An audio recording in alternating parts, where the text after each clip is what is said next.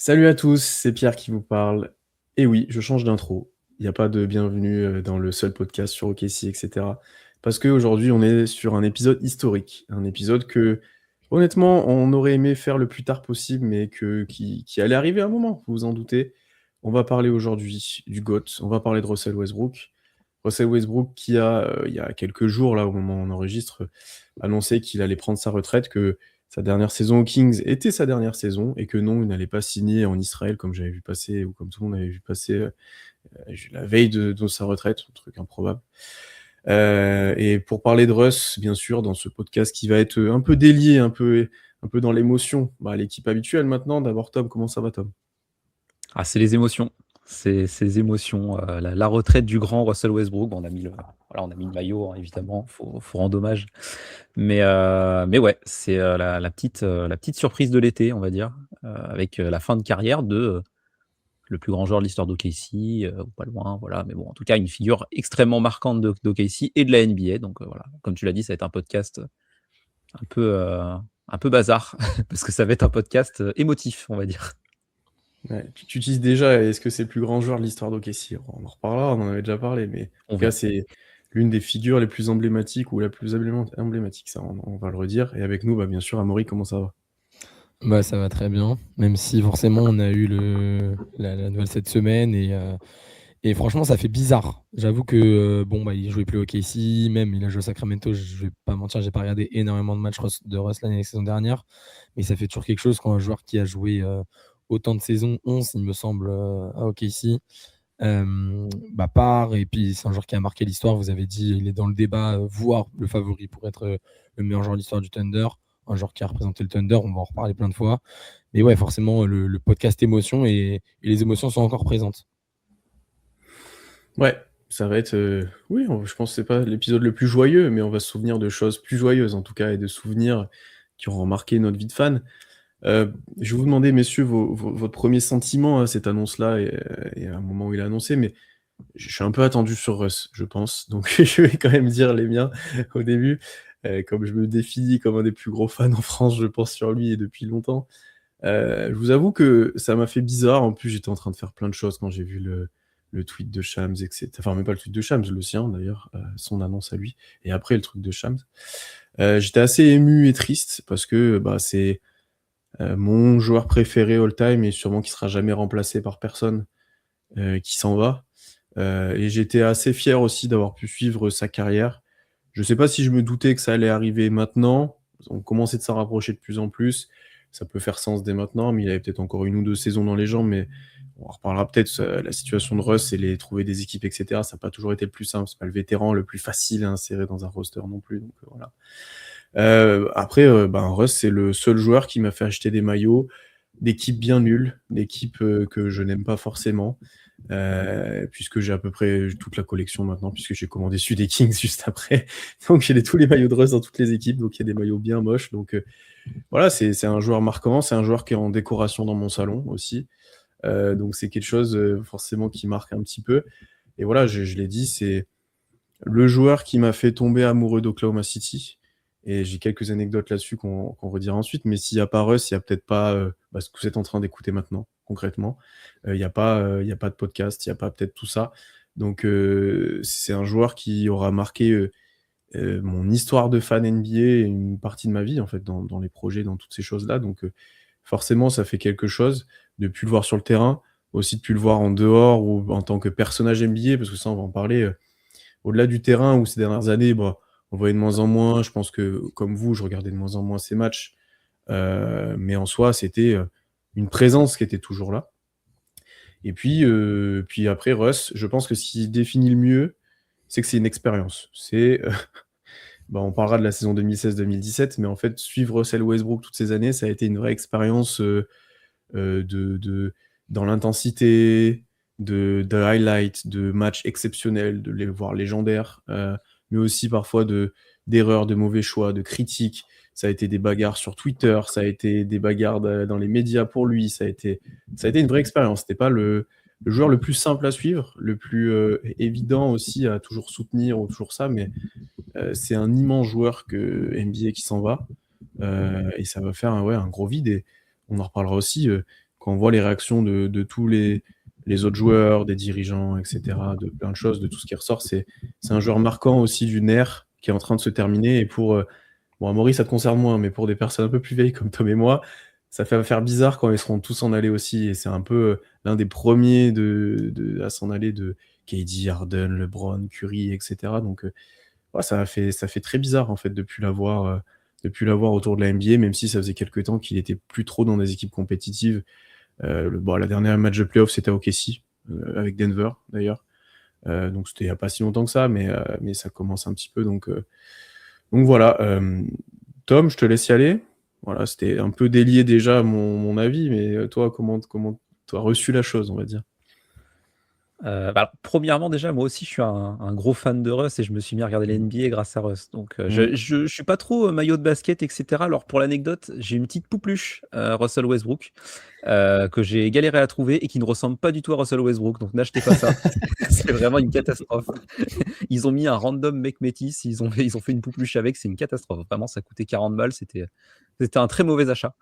Mais hormis ça, oui, forcément, moi, les premiers matchs que j'ai vus, c'était les finales 2012. Et globalement, les premières années, je suis la NBA un peu de loin, mais un petit peu quand même. Et je suis devenu fan d'OKC aussi grâce à Russ. Moi aussi, c'est mon joueur préféré all-time et ce ne sera pas détrôné parce qu'il y a tout l'affect aussi de suivre la NBA à l'époque où, quand j'ai commencé à suivre la NBA, j'étais ado, quoi. Donc forcément, au niveau émotion ressentie devant des matchs de basket, c'est pas la même chose que maintenant où je suis un homme adulte avec des responsabilités. Donc, donc forcément, c'est pas le même rapport au basket. Mais ouais, comme tu l'as dit, effectivement, moi j'étais très surpris. Je m'attendais pas à ce qu'il prenne sa retraite, honnêtement. Surtout que les rumeurs disaient plus que soit il allait partir en Europe, soit Israël, soit une autre équipe NBA qui allait faire appel à lui. Moi, honnêtement, je pensais qu'il pouvait refaire une pige aux Kings et que c'était pas scandaleux parce que les Kings, ils vont un peu nulle part et tu te dis, bon, avoir un vétéran comme Russ qui est tout à fait capable de produire encore en NBA, c'est pas déconnant. Bon, finalement, il a pris sa retraite. C'est pas une mauvaise nouvelle non plus, hein. Il a une grande carrière. On va en parler après. Mais après, oui, comme tu l'as dit, c'est une expérience, Russell Westbrook. Et je pense que au final, je suis très content d'être tombé fan de ce joueur-là parce que justement, quand tu regardes du sport et du basket, tu as envie de vivre des émotions. Et Russ, que ce soit des émotions positives ou négatives, tu es obligé de ressentir quelque chose quand tu vas jouer ce joueur. Il donne tellement tout sur le terrain, il est tellement présent en fait quand il est sur le parquet que forcément tu es obligé de vibrer ou alors de le détester si tu ne l'aimes pas ou si tu es fan des Lakers. Mais voilà, tu es obligé quand même il passe pas inaperçu, Russell Westbrook, et c'est effectivement un personnage marquant au-delà d'OKC, de l'histoire NBA tout court et de sa génération. Tu l'as dit, ça marque un peu le début de la fin d'une ère où on attendra après les futures retraites de KD, d'Harden, de Curry, de LeBron. Ce qui est fou, c'est que LeBron est encore en NBA et pas Russell Westbrook, alors que LeBron était drafté en 2003, 5 ans avant Westbrook. Et que Westbrook pourtant a 18 ans de carrière, hein, donc il n'a pas fait une petite pige en NBA. Hein. Mais ouais, c'est un événement, hyper important. Je vous sortirai quelques petits stats, mais tout simplement, déjà, premièrement, il fait partie du top 75 de l'histoire NBA qui avait été un peu polémique, mais bon, il était dedans, il n'y avait aucun débat. Donc ça montre quand même l'impact du joueur sur la ligue en général. Ouais. Moi, j'avoue, j'ai une relation un peu différente avec Russ. Je suis un gars de la team KD de base, évidemment, avant 2016. Allez, il s'en va cet épisode. Allez, c'est bon. Ouais, du coup, moi, j'ai moins cet attachement à Russ. Par contre, j'ai le côté un peu hungover, la gueule de bois après le départ de KD. Et là, évidemment, je pense notamment la saison 2016-2017, où moi, perso, en tout cas, de 2016 à 2019, j'étais full en Russ, quoi. Je défendais Russ contre tout et contre rien. C'était vraiment la superstar de KC. Et ensuite, au-delà des choses un peu objectives, subjectivement, ça reste un joueur, vous l'avez dit de toute façon, que soit tu aimes, soit tu détestes. Moi, je m'en souviens, tous les gens qui parlaient de Russ, soit c'était des fans de KC ou des fans de Russ, soit de l'autre côté, les gens étaient en mode Russ, il fait pas de passe, Rush machin, il est à 40% au tir, etc. Donc, forcément, c'est un joueur qui a marqué l'empreinte de la NBA. On l'a vu. Le nombre d'hommages Twitter qu'il y a eu, le nombre de joueurs qui ont dit félicitations mec, etc. Le nombre de joueurs qui ont des anecdotes avec Russ. Russ, c'est un gars tellement humain, C'est dans cette NBA où même encore plus aujourd'hui, tout le monde est un peu opaque, notamment Bachê maintenant, tu vois, qui est pas forcément quelqu'un avec qui on entend énormément d'anecdotes, etc. Bah, Russ, c'est un gars sur le terrain, il est capable de s'embrouiller avec tout le monde. Genre, moi, l'embrouille avec KD, là, quand KD revient, il est dit I'm coming et tout, mais je crois que j'avais 12-13 ans, mais j'étais en furie quand même. Moi, je m'embrouillais avec KD devant mon écran, avec Russ.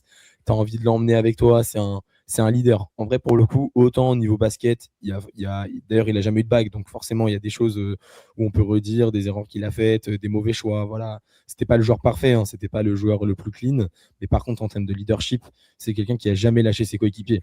C'est quelqu'un, notamment, moi, c'est ce que je dis, mais en gros, la meilleure saison de Paul George, c'est avec Russ. La meilleure saison de Bill, c'est avec Russ. KD, il est MVP avec Russ. C'est pas, enfin, on parle côté, enfin, souvent du côté oui, Russ, ouais, machin. Ok, il fait des passes, mais il stat pad, etc. C'est ce que ses haters disaient beaucoup.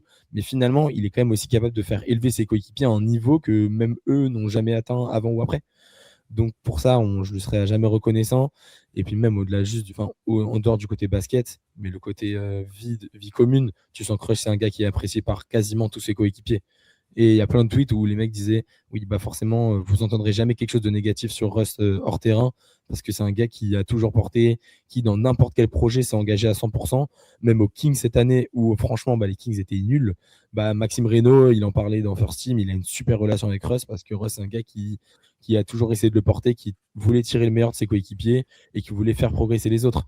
Et donc, c'est aussi l'héritage qu'il laissera pour moi dans la NBA, c'est de le côté bah moi je veux que tous les autres deviennent meilleurs et du coup il rend un peu aussi la NBA et la ligue meilleure en rendant ses coéquipiers meilleurs. Moi c'est ce que je retiendrai de Russ en premier lieu quoi. Non, je suis d'accord avec toi que c'est pas un truc qui est évoqué souvent, mais en fait c'est un truc qu'on voit pas forcément. On le voit juste que effectivement il a donné des carrières à beaucoup de joueurs. Steven Adams, je pense que sans Russell Westbrook, c'est pas le même joueur, il a pas la même carrière. La 2016-2017, il sert juste à lui poser des écrans et à finir des lobes, mais mine de rien, ça le nourrit pas mal. Et puis ouais, en fait, en dehors du terrain où en fait il est dans l'excès parce qu'il est à 120% tout le temps, il a plus d'énergie que tout le monde, voilà, il veut impacter tout le temps, partout, etc.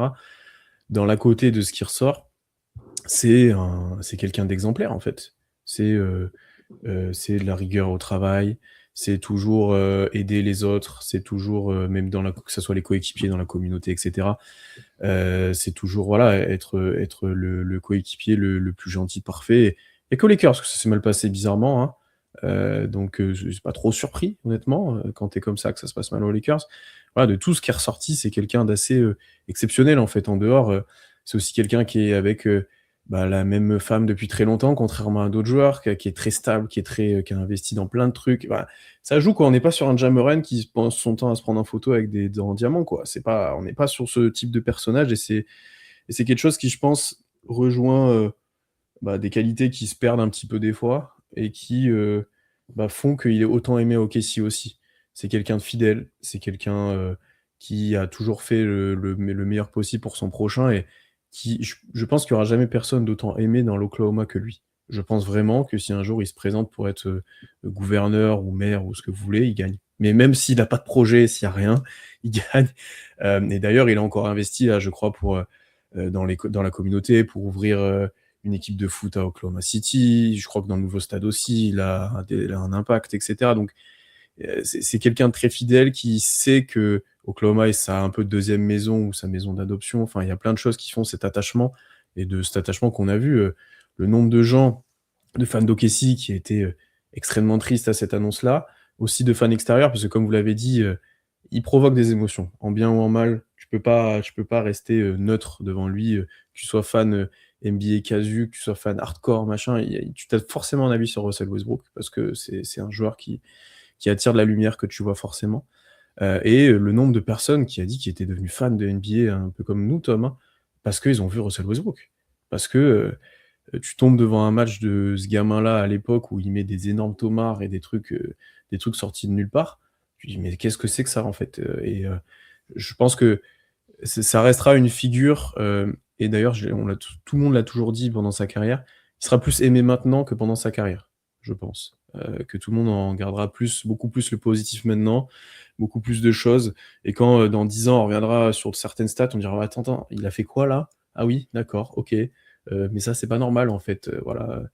Et puis après, bah, ouais, dans une place all-time, bah, c'est un des meilleurs guards de l'histoire, concrètement. Je sais pas où les gens le placeront, mais je vois pas. Après, il y a le prisme du titre, mais en termes de niveau de jeu, je suis pas sûr qu'il y ait 10 guards meilleurs que lui, je pense pas du tout même, en termes de prime. Et je pense que par contre, c'est le plus athlétique de l'histoire. Ça, bah, regardez la highlight qui tourne là depuis quelques temps, je pense qu'il y a pas trop de doute, hein. Et dans tout, hein, le détente, l'explosivité, tout ce que vous voulez, etc. Donc, voilà, ça reste un joueur marquant, c'est un joueur où les highlights seront intemporels, les moments forts, seront aussi intemporels, donc ça va être dur de passer à côté et de trouver un remplaçant à un personnage comme ça, en fait. Ah bah, il est impossible à copier, Russell Westbrook, Ouais. tu vois les joueurs qui arrivent en NBA type Trae Young par exemple, qui sont un peu des baby Curry, Mmh. qui essayent de voilà, qui s'inspirent un peu de ce que fait Steph Curry. Comment tu veux t'inspirer de Russell Westbrook? Franchement, c'est trop Bah, galère c'est parce ce que que je disais, il y aurait un Ja Morant, mais en fait, c'est pas le même c'est pas la même personnage, quoi. chose. Ouais, c'est pas la même Mais tu as chose. Il est plus l'explosivité, quoi, ouais. fin, il est Ouais. peut-être plus aérien, Ja Morant, mais moins puissant, clairement. Mmh.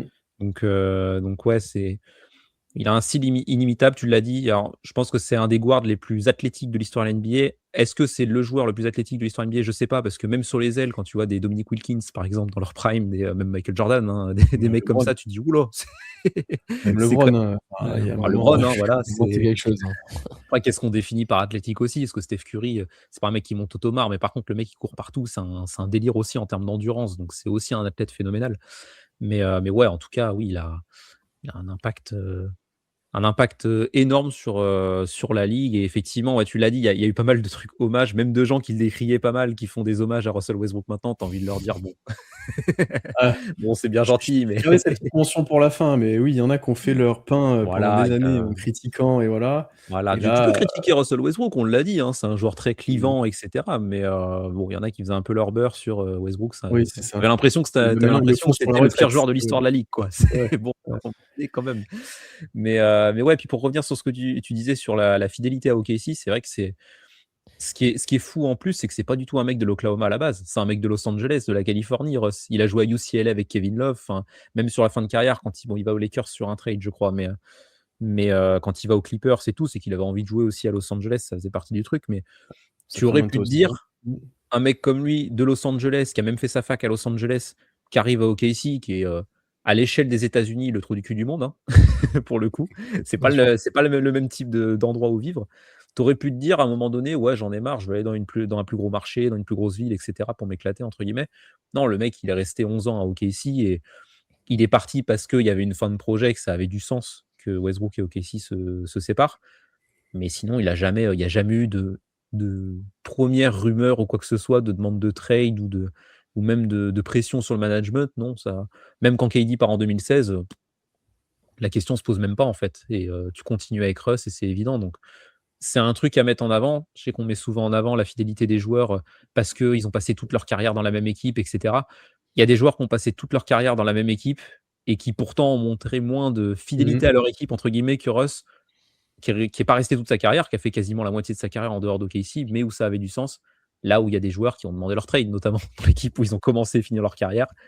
Oublié un peu dans l'histoire. Mais mais voilà, c'est vrai que c'est en tant que fan d'OKC, il y a forcément aussi un affect spécial. Même si comme vous l'avez dit, les fanbases qui ont changé d'avis sur Russell Westbrook à partir du moment où il est passé chez eux, il y en a un Bien sûr. paquet. Hormis les Toutes, Lakers et peut-être les mais toutes, Rockets, sauf les les Rockets, ils en parlent pas trop, mais ils ont quand même pas trop ils ont Quand pas même, ouais. détesté Russell, ouais, je pense à que les Houston, Rockets, c'est que le projet était mais bancal plus que le ouais, Russ, c'est en ça. fait. Mais du coup, Ouais, il a il été Vraiment moins bancal. marquant alors que les Ouais. Wizards, bon, bah, les Wizards, ils adorent le joueur. Les Kings, même, ils sont contents. Les Clippers, ils sont contents. Enfin, les Nuggets, même l'année de Russ aux Nuggets.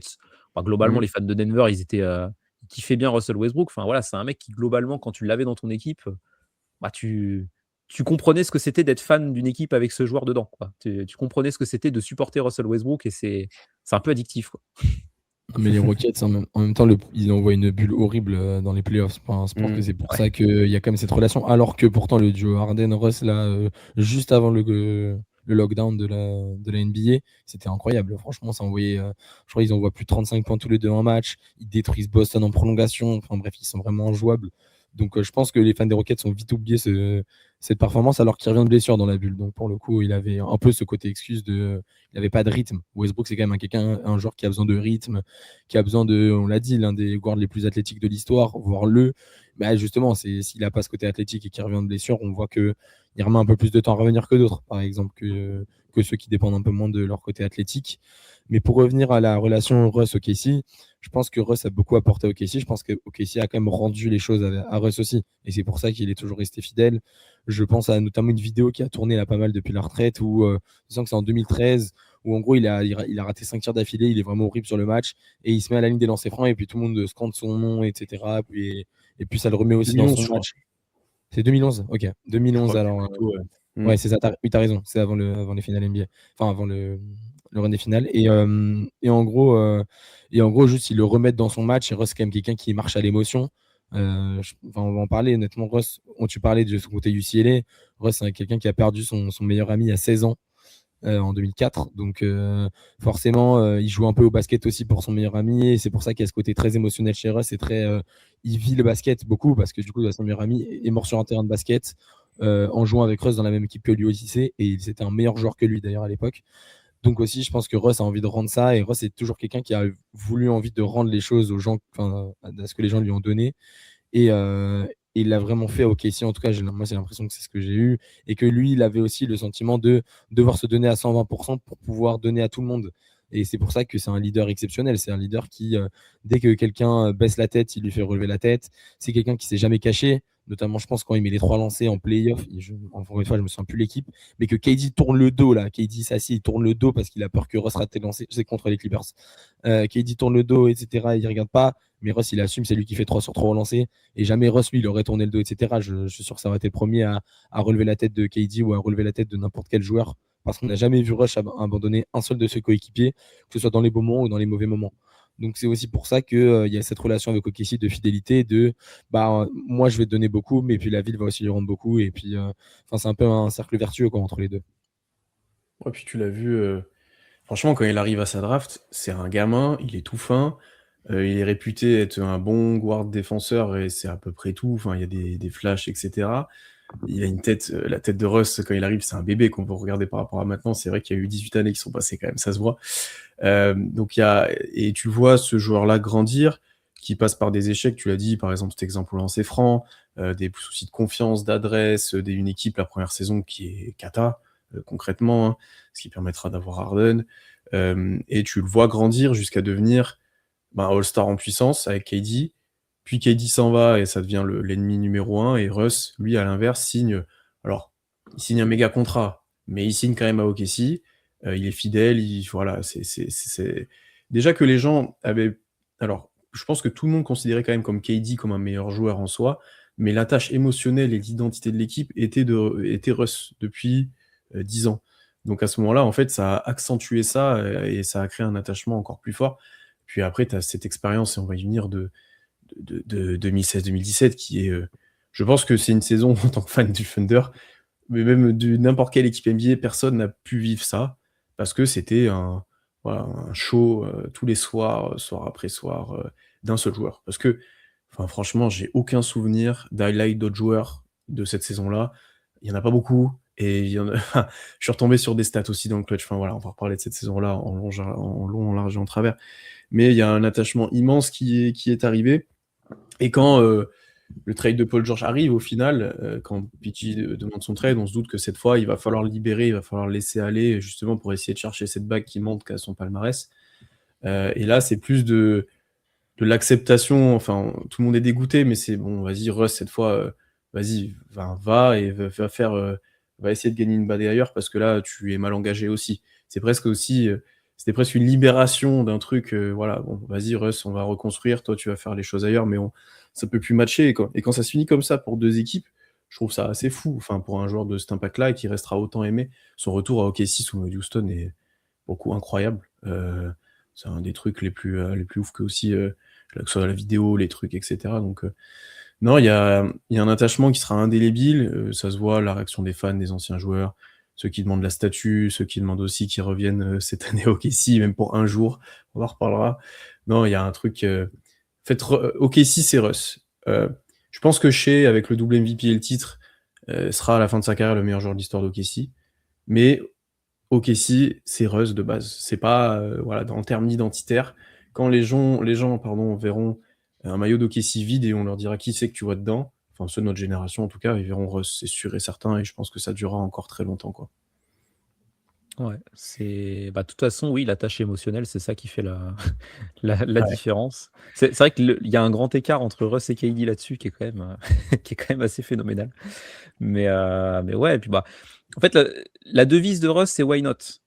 Et quand tu regardes la carrière de Russ, ça prend tout son sens parce qu'effectivement, tu l'as dit, à la draft, c'est pas le mec le plus talentueux. Il est talentueux, hein, Russell Westbrook, il est quand même drafté en 4 de sa QV. Alors, c'est un pic un peu haut d'ailleurs à l'époque, hein. Il était prévu plutôt fin de top 10. Alors, donc, Ouais. c'était un peu un reach de la part d'OKC. Peu Bon, pas critiqué, trop ouais. mal. Voilà, ce reach qui est pas trop mal, on peut le dire, je pense.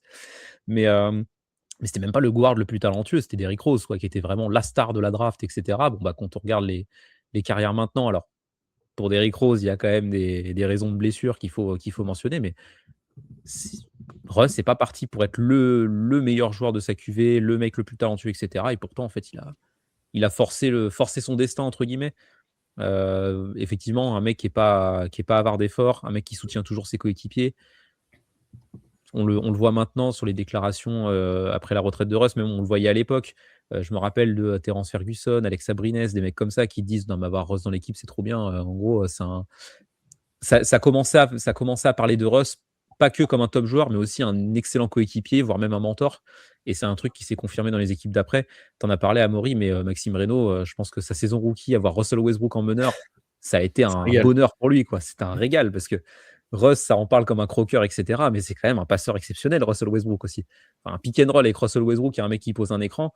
Tu l'as dit, Pierre, il a donné une carrière à Steven Adams, ou en tout cas une plus belle carrière à Steven Adams. C'est un très beau contrat d'ailleurs à l'époque que ce qu'il pouvait peut-être réellement valoir, entre guillemets. Mais ouais, non, c'est. Voilà, il faut mettre en avant aussi ce côté pas avoir d'effort, comme je disais, et coéquipier modèle, entre guillemets. Et là, on voit tous les hommages, notamment, on n'a pas encore parlé, mais l'hommage de KD, tout simplement, qui est un long tweet de KD où il parle de comment il a découvert Russell Westbrook, etc., qui est vraiment stylé, franchement, allez le lire, parce que c'est un bel hommage, je trouve, de la part de Kevin Durant. Et c'est là que tu vois que la brouille de l'époque quand il est parti en 2016, elle est quand même bien loin maintenant. On n'en doutait pas trop, parce qu'on sait que de base, ils s'entendent plutôt bien et que 2016, ça avait provoqué une cassure, mais qu'après, avec les années, ça s'était un peu rabiboché, entre guillemets. Bon, voilà, quand même, le mec. Il nous manque juste l'hommage de Pat Beverley à Russell Westbrook, quoi, pour vraiment faire l'unanimité. Mais bon, ça C'est n'arrivera beau, hein. jamais, évidemment. Ouais. Mais bon, quand tu vois quand même un Kevin Durant et tout, faire un magnifique hommage à Russ, tu vois l'impact que le mec a eu sur tout le monde, entre guillemets, dans la sphère NBA, quoi. C'était important, je trouve, que KD fasse un hommage, hein, Ouais. parce que Oh oui. Russ, c'est associé à KD les 3 quarts du temps, beaucoup moins PG, beaucoup moins c'est KD et Russ, quoi. Et j'avoue que il m'a fait plaisir à lire et à voir que KD sorte un peu les émotions, enfin voilà, face à un tweet comme ça, puisqu'effectivement, c'est des joueurs qui ont grandi ensemble, qui même là, effectivement, s'il y a eu des embrouilles il y a longtemps, qui sont très proches, qui connaissent leur famille, qui connaissent plein de choses, voilà, il y a un lien qui sera, indélébile entre eux, entre guillemets, même s'il a été effrité. Donc, je trouvais ça important qu'il sorte ça et je trouvais ça cool la manière dont il l'a fait aussi, ce qu'il a pu dire, ce qui change de KD des fois dans la com, donc c'est important à mentionner, puis ouais, même tous les autres joueurs et cetera, donc ça c'est un truc, ouais, c'est un truc à pas oublier et oui, l'aspect passeur de Russ, mais quand on reparlera un peu de ses records all-time et tout ça, en fait, les gens, ils ont tendance à oublier que, ben, parce que des fois, il prenait des tirs, mauvais, parce qu'il faisait des erreurs, parce qu'il perdait des ballons, que c'était un joueur qui comprenait pas le terrain, qui réfléchissait pas, qui faisait des passes pourries et cetera. C'est un des meilleurs passeurs de l'histoire, statistiquement. Il est 5e all-time en termes de passes décisives. Donc, au bout d'un moment, enfin, je veux bien, mais je pense que Il est devant Steve Nash ou Magic Johnson, quand même, hein. C'est pas mal. ouais. C'est pas Alors, je dégueu. veux bien qu'il y ait la quantité de matchs, qu'il y ait les saisons, et cetera, mais les matchs à plus de 20 passes, les trucs, il est 3 fois meilleur passeur de la ligue dans sa carrière, c'est pas rien en fait. Et quand vous regardez Russ, alors il y a des matchs, il était en mode scoreur, notamment dans ses premières années.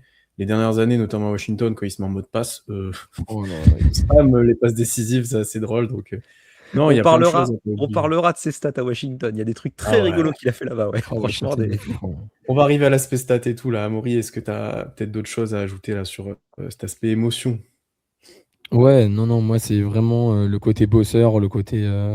KD le dit, et c'est la première chose qu'il mentionne. Il parle en gros de l'entraînement et qu'il allait le matin plutôt que le soir. Mais ça, c'est typiquement la définition de Russ, et c'est pour ça que ça fait plaisir de la part de KD. Il n'a pas fait, comme tu l'as dit, son truc corpo de ouais, Russ, merci pour ta carrière et tout. Mais tu sens quand même qu'il y a une vraie relation entre les deux. Et j'avoue que ça a quand même fait un peu. Moi, ça m'a fait un peu mal ce tweet parce que je me rappelle, je me dis, purée, Westbrook qui finit sans bague sa carrière alors que KD finit avec 2 bagues, mais bon, voilà les bagues. Il n'a jamais vraiment gagné en franchise player, alors que c'était un peu la destinée, entre guillemets, des deux de gagner cette bague avec OKC. Et je pense que, autant KD a sa bague, mais je pense qu'il a quand même aussi d'énormes regrets par rapport à cette période-là, même ce que lui aurait pu devenir dans l'histoire de la NBA. Hein. Si KD a une bague avec OKC, je pense que ça change aussi beaucoup de choses pour lui. Donc forcément, moi, j'avoue que le côté émotion de repenser à cette équipe, repenser à ces 2 gars qui sont passés pas loin, on en a parlé d'ailleurs dans les épisodes choc, hein.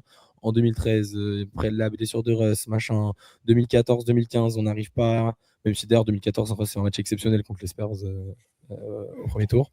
Et 2016, là où il passe si proche que ça, tout ça, c'est un peu moi, c'était vraiment le côté émotion est revenu avec ce tweet de KD qui fait énormément plaisir, honnêtement. On va pas se mentir que voir que ils se sont un peu rabibochés entre guillemets, même si on n'en avait pas énormément de doutes.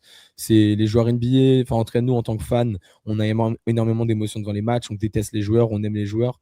Mais en vrai, la plupart, ils s'aiment entre eux. Hein. Les joueurs NBA, honnêtement, ils sont dans le même écosystème. Il faut pas non plus se leurrer à se dire qu'ils restent en embrouille 10 ans, alors que on a vu des vidéos de Russ avec la mère de KD, on a vu, tu l'as dit, les familles qui se connaissent. Franchement, il n'y a jamais eu de doute sur ça. Donc ouais, j'avoue que ça a vraiment fait un petit pincement au cœur, quoi. Alors moi, il y a peut-être un autre aspect quand même que j'ai envie d'aborder avant de parler stats et tout, c'est le hors-terrain. Est-ce que Russ, l'expérience Russ ne s'arrêtait pas quand le match finissait? Alors, il diminuait un peu d'intensité, mais il y avait quand même une expérience à suivre, déjà avec les médias, où, comment dire? Il y avait une sorte de relation extrêmement toxique avec les médias et même à OKC, à part certains, et notamment Nick Gallo, qui est toujours resté, de toute façon c'est Nick, mais toujours resté le GOAT auprès des joueurs. Il y avait des relations très toxiques, des questions, notamment avec Berry Tremel, posées qui allaient pas. Il y a eu des mèmes qui sont créés à partir de ça. Il y a des époques où il voulait pas répondre aux médias. Il a une relation très particulière. Il a jamais fait de longue interview d'ailleurs. Je sais pas si vous avez déjà vu un Russ en podcast ou en longue interview. Je crois que j'ai jamais vu ça. Donc très, très particulier avec les médias, mais parce que je pense qu'il y avait un aspect terrain où il donnait tout, et après pour lui c'était la vie personnelle, c'était quelque chose à protéger, et c'est souvent comme ça d'ailleurs que ça finissait, c'est que l'homme était souvent plus critiqué après que ce qui se passait sur le terrain, et ça allait beaucoup trop loin. Et je pense que ça l'a beaucoup affecté, et qu'il a souhaité protéger un peu toute sa famille, etc. Et d'ailleurs, quand on voit qu'il y a des journalistes qui lui posent des questions en lui faisant des compliments, là vous avez dû revoir passer les vidéos aussi, c'est assez drôle, sa réaction où il est surpris, il est content, etc. Donc relation très particulière avec les médias. Et lui, par contre, comment il gérait l'à côté avec ses vidéos où il danse, sa pub Jordan Brand, je vous en ai parlé en off, j'avais oublié cette vidéo, mais en fait, quand je l'ai revue où il danse, etc., comment elle s'appelle la chanson No I Do What I Want, c'est exceptionnel. Et même les célébrations en off-season où il est dans sa voiture pour aller à l'entraînement et qu'il danse, ça régale. Et en plus de ça, surtout, il y a des highlights qu'il faut pas oublier, c'est les checks de début de match, les danses au bord du terrain, les trucs. Parce que l'époque Cameron Payne, où il servait que à ça, Cameron Payne, ça régalait quand même. Il y avait des trucs, c'était lunaire. Hein. Mais si vous avez jamais regardé ça, franchement, allez voir ça. Parce que là, il y a eu les vidéos où il danse, même aux Clippers ou à Denver, sur le bord du terrain quand il y a un son qu'il aime bien. Mais les checks de début de match, voilà, il avait poussé le truc à l'extrême.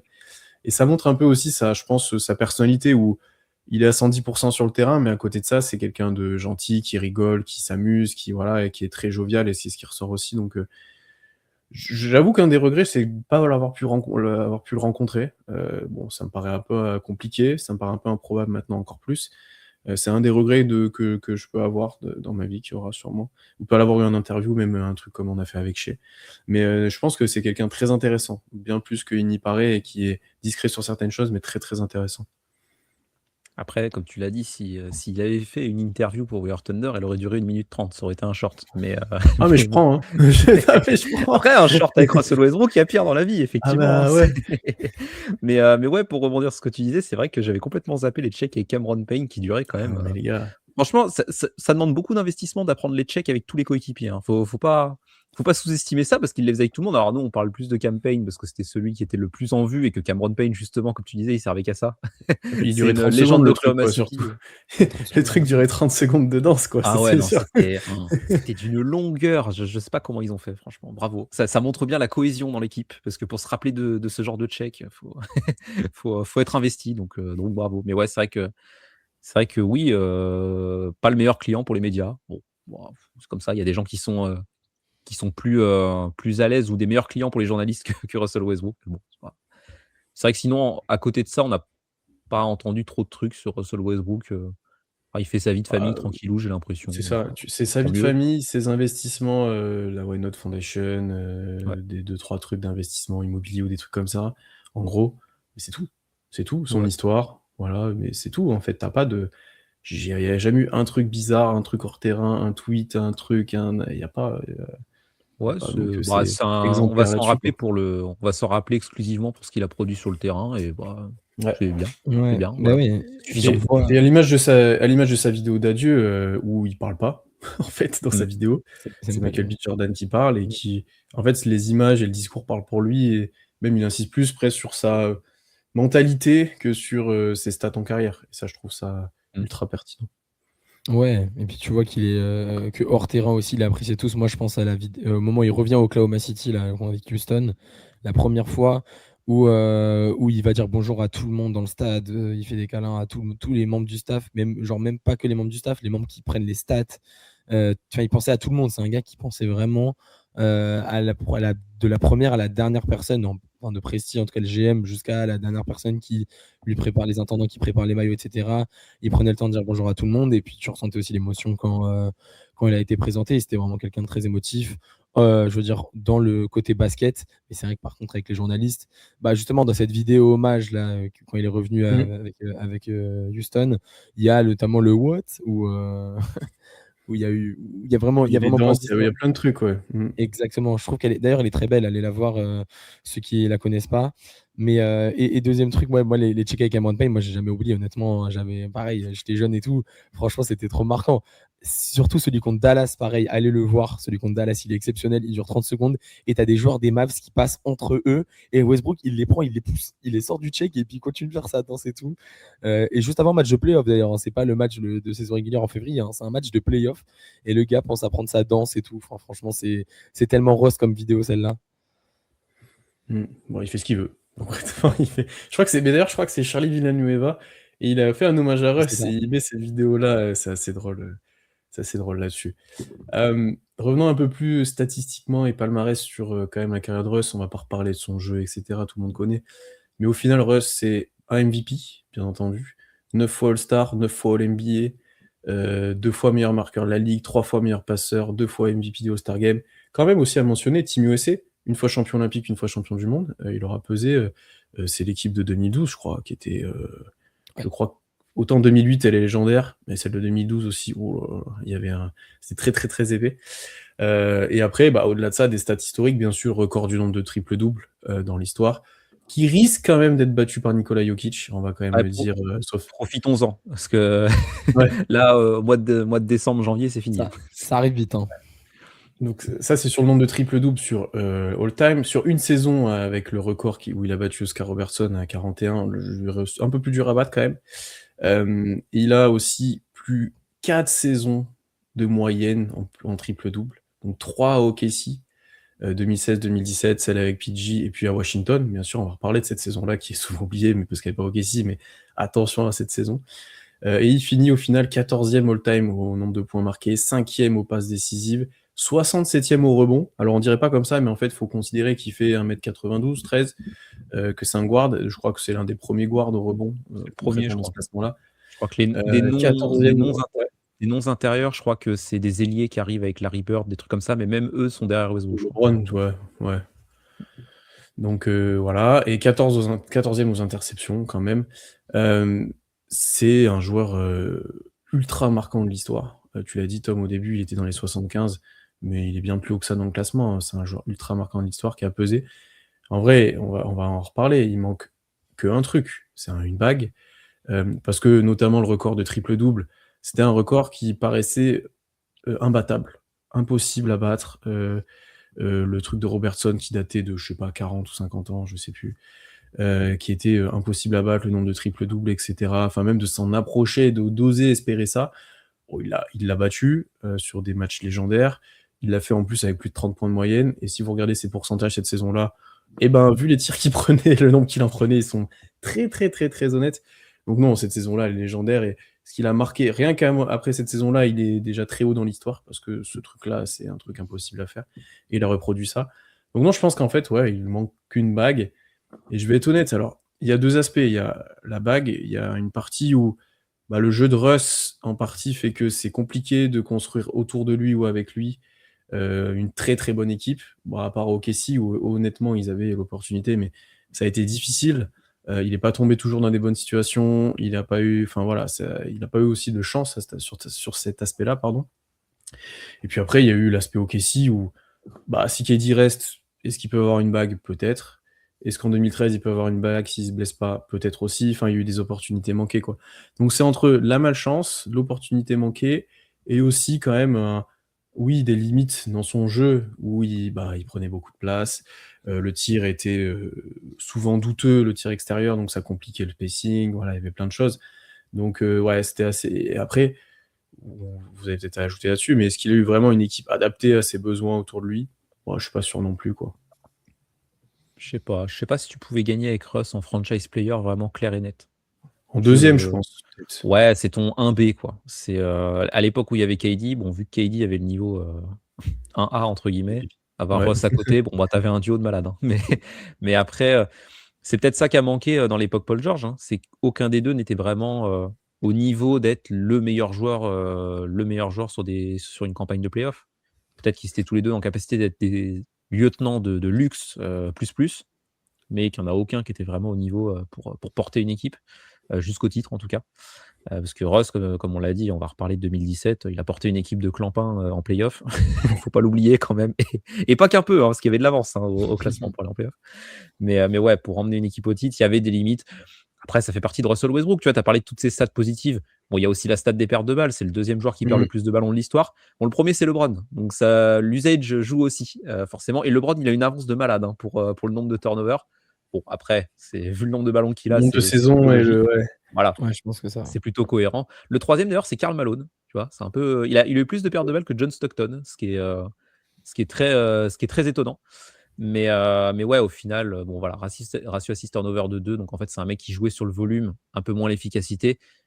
Mais c'est comme ça aussi qu'il était fort et que, tu vois, tu as détaillé son palmarès.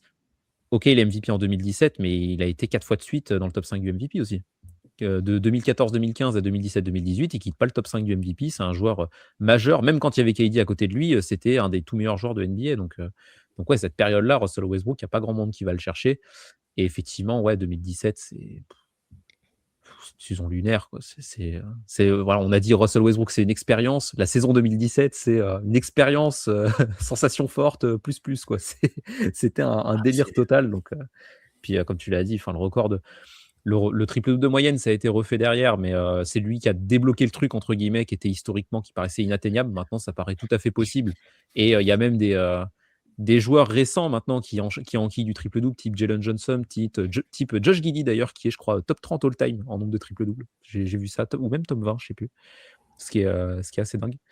Mais ouais, voilà, il y a ces lignes de stats légendaires. Il y a aussi des moments dont on parlera après qui sont assez légendaires. Donc oui, on le répète depuis le début du podcast, mais un impact énorme et un volume énorme aussi, parce qu'il y a une vraie longévité aussi à ce niveau-là, quoi. Ouais, il y a la saison 2017, il y a la saison 2021 à Washington aussi. En vrai, c'est les deux saisons marquantes. Je pense qu'on a pas mal de stats sur ça pour un peu étayer le propos. Mais ouais, il y a une progression de carrière chez Russ qui, en début de carrière, est assez linéaire. Et en fait, il est très fort très tôt. Dès déjà 2012, en finale NBA, il met 40 points. C'est le seul joueur qui met 40 points d'ailleurs. On l'a eu dans le Thunder Quiz Il me semble, je sais pas si c'était cette année ou l'année dernière, mais il met 40 points dans le match 4. Il y a quand même des performances de playoff aussi, pareil, dont on va reparler, où franchement, Russ a porté l'équipe. Il y a un Game 4 à Golden State en 2016 où je veux bien entendre que KD était le meilleur joueur de l'équipe, mais Russ, franchement, il fait des matchs exceptionnels sur ces playoffs-là avant qu'on s'effondre. Ou parce que j'entends beaucoup de gens dire oui, KD, enfin, au moment du départ de KD, où on disait qu'en gros Russ était vraiment le lieutenant, etc. Franchement, il y a des matchs où les deux en playoff avaient à peu près le même niveau et le même niveau d'importance. En gros, l'usage, les mecs avaient tous les ballons à deux. C'est pas vraiment KD puis Russ, c'est vraiment le côté 1A, 1B. Et je vous suis du coup sur le côté, ouais, quand Paul George est arrivé, on n'a jamais eu de vrai leader. Par contre, allez voir les bancs. Hein. Allez voir les bancs sur les saisons 2018, même 2019, franchement, même s'il y a Schroeder qui arrive, les bancs, c'est horrible. Franchement, c'est dur. Et on voit les on-off où le match 6 contre Utah en 2018, mais ok, Ross, il prend 43 tirs, je crois. Mais parce que personne à côté prend des tirs, personne est en capacité de les mettre. 2017, c'est pareil, on lui reproche d'être à 40 et quelques pourcents au tir. En même temps, les autres, ils sont à combien au tir? On préfère faire tirer ces matchs Criston pendant 30 minutes. Bah, en vrai, je peux comprendre. Pour le coup, je peux comprendre les critiques, mais aussi je peux comprendre Russ qui se dit bon, ok, j'ai personne, bah tiens, je vais aller prendre 40 tirs et puis je vais envoyer mon équipe en playoff alors que je suis avec deux bouts de bâton et un Mikado. Donc, non, ouais, franchement, c'est un gars qui, je l'ai déjà dit d'ailleurs, s'est jamais caché. Et du coup, bah, tu as le côté positif qui va avec de faire des stats exceptionnelles, de être MVP, voilà, d'être un joueur très très fort. Mais tu as aussi les critiques qui vont avec et qui sont le côté croqueur, le côté stat pad. Ce qui est vrai d'ailleurs, hein, je pense que c'est surfait, mais il y a quand même certaines actions où Rose, il allait gratter son petit rebond pour le triple-double, il allait gratter la petite passe D, voilà, mais ça fait partie du joueur aussi de aller chercher les records et c'est aussi pour ça qu'on le retiendra, enfin pour les records qu'on le retiendra. Donc, à tort ou à raison, je sais pas, mais en tout cas, c'était son caractère et c'était lui qui avait en vrai de réaliser des choses en NBA, quoi. Why not? Pareil, le mantra. On va se plonger un peu plus dans les souvenirs là, et on va forcément reparler de cette saison. Mais j'avais envie de commencer quand même en parlant des souvenirs, et je voulais teaser un peu parce que vous n'êtes pas au courant de tout ça. J'ai parlé un peu que le trade de Russ, l'impact qu'il avait pu avoir sur le compte, sur le podcast, etc. En fait, j'ai dit au début, c'est lui qui m'a donné un peu l'amour d'OKC, ce côté attachant, etc. Et ce qui m'a fait que j'étais fan d'OKC. Et puis, à cette époque-là, j'étais chez Dunk Hebdo, et puis l'idée de faire un podcast juste sur OKC vient. Donc le podcast sort, il est sur le flux de Dunk Hebdo à l'époque, et il s'appelle, les anciens le savent, le Russ and Roll d'ailleurs à l'époque. Donc déjà, ça marque un peu quand même le truc. On parlait pas que d'OKC, on parlait beaucoup de Westbrook. D'ailleurs, j'ai été obligé de changer le nom après le trade. Maintenant, il s'appelle Open Thunder, c'est encore le nom actuel. Donc voilà, ça vient de là. Et en fait, l'anecdote là que je voulais revenir, c'est quand même. Donc à ce podcast-là, il y a le compte We Are Thunder France sur lequel vous êtes, notamment Twitter, qui est géré par Morgan, le créateur, et qu'on salue, qui avait déjà bien monté le truc, etc., qui avait déjà bien développé. Et Morgan, en fait, il vient déjà régulièrement dans le Russ and Roll faire des interventions, et voilà, parce que j'étais tout seul à l'époque à parler de ça, donc j'invitais des gens, plus que maintenant, Constant était venu aussi à l'époque, enfin là, il y avait pas mal de gens qui étaient venus. Le 6 juillet 2019, donc déjà la date dont vous parlez un peu, déjà vous doutez ce qui arrive juste après, mais 6 juillet 2019, j'ai remonté les messages, Morgan me propose de rejoindre le compte We Are Thunder. Et je lui dis, faut que je réfléchisse, etc. Bon, ok, mais ça me paraît cool et tout. Et en fait, quelques jours après, il y a Paul George qui est tradé. Paul George est tradé, et en fait, on se doute que Russ va y trader. Et du coup, à Morgan, je réponds pas forcément, et je lui dis que je sais pas, parce que si Russ est tradé, en fait, je suis tellement attaché à Russ que je sais pas exclu que je suive Russ concrètement, comme les fans de LeBron à l'époque. Donc je lui dis, après, je sais pas, en fait, je me rends pas compte. En fait, l'attachement se mélangeait complètement. C'était tellement indissociable les deux que je savais pas si j'étais fan de Russ, d'OKC, des deux, voilà. Et puis, au final, Russ s'est envoyé à Houston. Là, Houston, en plus, je me souviens du message que j'ai dit, je dis tout, mais pas eux, quoi. Enfin, franchement, casse la tête. J'ai dit vraiment ça. J'ai dit, je voulais partout sauf là, à Miami, mais pas là, voilà. Et donc, je réfléchis quand même quelques jours où, qu'est-ce que je fais? Est-ce que je deviens fan de Houston et je suis Russ? Est-ce que j'arrête le podcast? Est-ce que je rejoins le contre, etc. Et au final, quand même, au bout de quelques jours, je dis à Morgan, bon, je suis quand même très attaché à OKC au-delà de ça. Je suis sûr que je vais les suivre encore à Blind. Et puis, il y a un projet de reconstruction qui va être très cool à suivre. Et d'ailleurs, dans les premiers messages, je dis non, mais Chris Paul, jamais il va rester une saison. Il part dans la semaine. D'ailleurs, c'est complètement vrai, ça m'a tellement fait rire. Donc je lui dis, bah ok, je suis prêt à rejoindre le compte et à suivre cette reconstruction, etc. Bah là, s'ensuit ce que vous avez sûrement peut-être vécu, ceux qui sont depuis longtemps avec nous, avec Constant, avec Amaury, Tom, Charles-Elie, etc. Là, toute la reconstruction, les drafts, etc., jusqu'au titre, jusqu'à là maintenant. Et puis quand même, je dis, Houston, ça devient ma deuxième équipe. Et là, ça rejoint un peu ce que tu disais, je crois, à Amaury à un moment. Je crois que je regarde quasiment tous les matchs de Houston cette année-là, en plus de ceux d'OKC. Ouais. L'année d'après, à Washington, je crois que je regarde encore... Enfin, je regarde plus à Washington qu'à Houston, parce que Washington, pour le coup, j'aimais déjà bien l'équipe. Et là, en plus, ils jouaient vraiment bien, Russ. Donc là, j'ai beaucoup regardé. Donc voilà, il y avait une double fan, un double aspect. Et donc, c'était quand même pour raconter ça, pour dire que il y a une époque, le trade de Russ a failli faire annuler le podcast, faire annuler le fait que je rentre sur Win de France, sur tout ça. Donc voilà, c'était une petite anecdote assez cool que j'avais envie de reparler et de montrer un peu l'impact de Russ là-dessus. Voilà. Je sais pas si vous en avez des comme ça, mais celle-là, elle était quand même importante à dire. Ah ouais, j'ai pas ce type d'anecdote. À tout moment, c'était We Are Rockets France, ce podcast. Donc c'est quand même assez pas loin. Non, il s'appelait Up and Rockets, ou je sais pas Up comment and il s'appelait, Rockets, mais ouais. ou non, alors ça restait le Russ and Roll, et en fait, c'était un podcast sur Russell Westbrook. T'aurais dû changer d'équipe tous les ans, insupportable, quoi. C'était horrible, ça aurait été horrible. Ça aurait été dur. Mais ouais, non, c'est pas mal comme, comme anecdote. J'avais un truc qui me revenait en tête, mais je l'ai perdu. Donc, dommage sur ce que tu as dit. Mais donc, Amaury, je sais pas si c'était quelque chose, le temps que je retrouve. Ouais, non, moi c'est match 5 contre Utah 2018 où je sais pas si vous vous souvenez, on est à -25 dans le troisième quart-temps et j'ai éteint je coupe les matchs, mais comme je fais à chaque fois, tu sais, je coupe le match et je vais faire autre chose, je me dis, sait-on jamais, je ne veux pas rater Tu peux un truc revenir. exceptionnel. Exactement, tu vas faire autre chose, tu regardes pas le score parce que tu te dis non mais c'est trop horrible la gueule du match. Je relance le match 2 minutes après. Il y a, je sais pas pourquoi d'ailleurs je relance le match puisqu'on est toujours à -22, mais je me dis on a mis 3 points, tu vois, et on était en playoff, donc forcément c'est dur de quitter le match de playoff. Donc dès qu'on est revenu à -22, 3 points, je reviens, et là je vois Russ qui met 2-3 points, et en fait tu sens le truc qui commence, Russ qui commence à crier, la salle qui commence à se lancer et tout, et en fait on fait le comeback alors qu'on était mené 3-1, et pour emmener cette série dans un match 6 extraordinaire. Ce fameux match 6 où Russ prend 43 tirs, où Carmelo Anthony refuse d'être benché et catastrophique, où Paul George fait 2/16. Voilà, est-ce qu'on aurait dû avoir ce match 6, et est-ce que j'aurais aimé? Je sais pas, mais en tout cas sur le coup, moi ça m'a énormément marqué parce que c'est Russ qui ne lâche pas, et c'est Russ qui nous fait revenir dans ce match-là. Et après, il y a la saison à Houston. Moi j'avoue, la saison à Houston, déjà pour les fans de Touquet, Russ et Harden à Houston, c'était injouable. Oh là là là là là. Russ, là, il envoyait des tomards sur tout le monde. Harden, tu faisais des step backs. Il y avait l'animation des step backs d'Harden avec le marché, c'était exceptionnel. Il lui faisait faire les 4 packs qui reculaient, là. Incroyable. Il y a un match, j'en ai parlé tout à l'heure, d'ailleurs, le match à Boston qui m'a énormément marqué. Puis il y a quand même donc ce retour avec la vidéo. J'avoue que ça, c'est un peu moins Russ, c'est plus lié au KC, mais moi, j'ai kiffé ce match. Franchement, on éclate Houston alors qu'ils reviennent. D'ailleurs, une des saisons, un peu les saisons, je pense, qu'on a tous aimé la saison de KC avec Chris Paul, etc. Même si c'est pas le sujet, on a aimé ce match où il y a le petit pont, etc. de Chris Paul. Et puis ensuite la saison Washington, je pense que là, Tom, tu dois avoir un bon paquet de stats sur cette saison parce qu'elle est dingue. Mais pareil, honnêtement, comme toi, Pierre, moi je regardais tous les matchs. Washington, c'était exceptionnel. Franchement, tu t'amusais tous les soirs, c'est quelque chose. Il y avait des joueurs cool, hein. Bradley Beal, j'aimais bien. Daniel Gafford, il était cool, il avait des que des loups. T'avais des joueurs assez. T'avais Hachimura, il y avait des trucs cool. Elle était trop marrante cette équipe-là. Et puis ensuite, qui a gâché la carrière de Russ, la fin de carrière de Russ?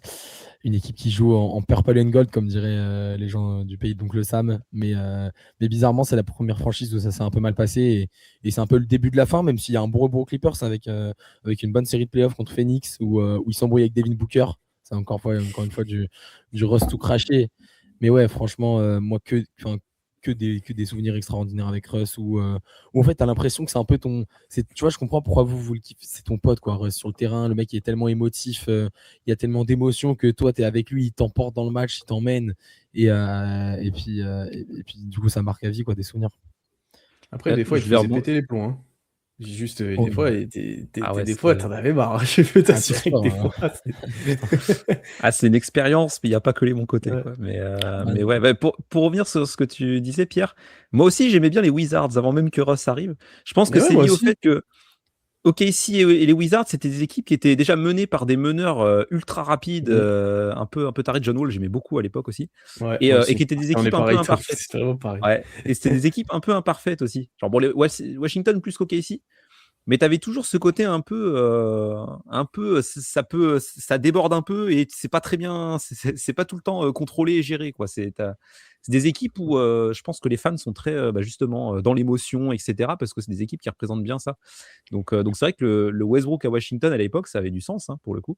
Bon, après, tu disais, Pierre, que la gueule de l'équipe de Washington était pas mal. Il y avait quand même 64 matchs de Raoul Neto, il y avait quand même Elle Garrison était Matthews drôle. et Alex Len titulaires. Il y avait, voilà, c'était J'ai rigolo. dit drôle, j'ai pas dit pas mal, j'ai dit drôle. C'est pas C'était très pareil. divertissant, en tout cas, comme équipe, c'était Oui, voilà. sympatoche. Il y avait même Mo Wagner à l'époque dans cette équipe-là, je savais pas. Et Davis Bertans. Mais Ah ouais, ouais, non, Davis c'était. Bertans, il mettait des. Ah bah lui, l'expérience Ah, mais, ultime du truc, il rentrait 2 minutes. Ouah, c'était trop drôle. C'était ah, mais fou. Davis Bertans, je sais pas si c'est cette année-là où il chope son contrat parce qu'il rentre tous ses 3 points. Je sais plus. Parce que Si, c'est à où Washington, ça mais commence c'est l'année avant. qu'il a reçu. Après, on l'a eu au OKC, hein. Donc. Ouais. Ouais. Ah, on se demandait d'ailleurs à OKC, Davis Bertans, est-ce que ça peut être un joueur joker, etc. Bon, Ouais, pas du c'est tout. ça. Vraiment, il n'a jamais joué, hein. C'était une catastrophe. Donc ouais. Et puis, moi, petite anecdote qui est pas du tout en rapport avec les Wizards, mais c'était la re-signature de Russell Westbrook à l'époque, où j'avais déjà raconté que Paul George, quand j'apprends son trade, j'étais sur le parking dans une voiture. Bah, Russell Westbrook, quand il re-signe, c'est exactement pareil. Juste la différence, c'est que c'était pas ma voiture, j'avais pas mon permis à l'époque. Mais j'attendais, je sais plus quoi, ma mère qui était partie faire un truc. J'étais sur le parking dans la voiture et je vois que Russ a re-signé un an pile après la date d'annonce du départ de KD. C'était génial. Franchement, c'était trop bien. Donc un excellent Ouais. souvenir de fan pour le coup. Tu m'étonnes. Non, Et saison ouais, sur. Washington, moi j'ai Ouais, juste Washington. une dernière anecdote saison Washington. Enfin, une dernière, non, mais le match contre Brooklyn où ils sont à -5 à 20 secondes et ils remettent 2-3 points Ah oui. ils mettent 2-3 points en 20 secondes, même pas 20 secondes, en 10 secondes, d'ailleurs, ressent bien. Moi, pour moi, c'est pareil, c'est l'expérience ultime des Wizards où vous disiez, ouais, ils marchent à l'émotion. En même temps, je crois que les fans des Wizards n'ont pas trop le choix que de marcher à l'émotion parce que sinon, à quoi Après, tu t'attaches? c'était spécial, c'était l'époque post-Covid, mais il y avait personne dans les tribunes. Ouais. Enfin, Ouais. c'était T'avais très bizarre personne. cette saison. Mais le truc vécu sur Twitter, et chez lui Wizards Wow, France, que je incroyable. suis moi maintenant, mais qui était taré complet à l'époque. Ah C'était ouais. complètement. Ah bah Et alors, il du était coup, complètement il fou. était ferré, mais ils étaient à fond, quoi. Ils Je étaient vous fous, avoue, les gars étaient fous. Mais ouais. c'était très drôle à suivre. Cette époque Wizard. Et puis, enfin, quand même, en plus, cette époque Wizard. Alors, Russ, je crois, cette saison-là, est ni All-NBA ni All-Star.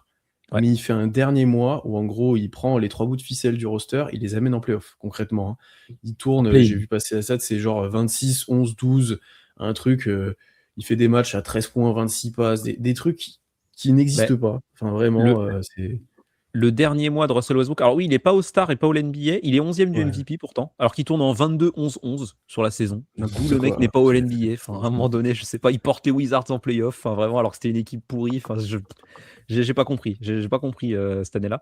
Mais les Wizards ont eu beaucoup d'injustices, hein. L'année où Bradley Beal il a plus de 30 points de moyenne, mais qu'il n'est pas All-Star, c'est pas mal aussi, hein. Mais ouais, si vous voulez les stats sur Russ le dernier mois à Washington, je retourne dessus. Il fait les 9 derniers matchs pour le mois de mai pour aller chercher la place en playoff. Il tourne en 26 points, 14 rebonds, 16 passes de moyenne sur les 9 derniers matchs. Et le mois d'avril, il était déjà pas mal, hein. Le mois d'avril, je crois que sur 15 matchs, il fait genre 12 triple-double, un truc comme ça. Enfin, c'est...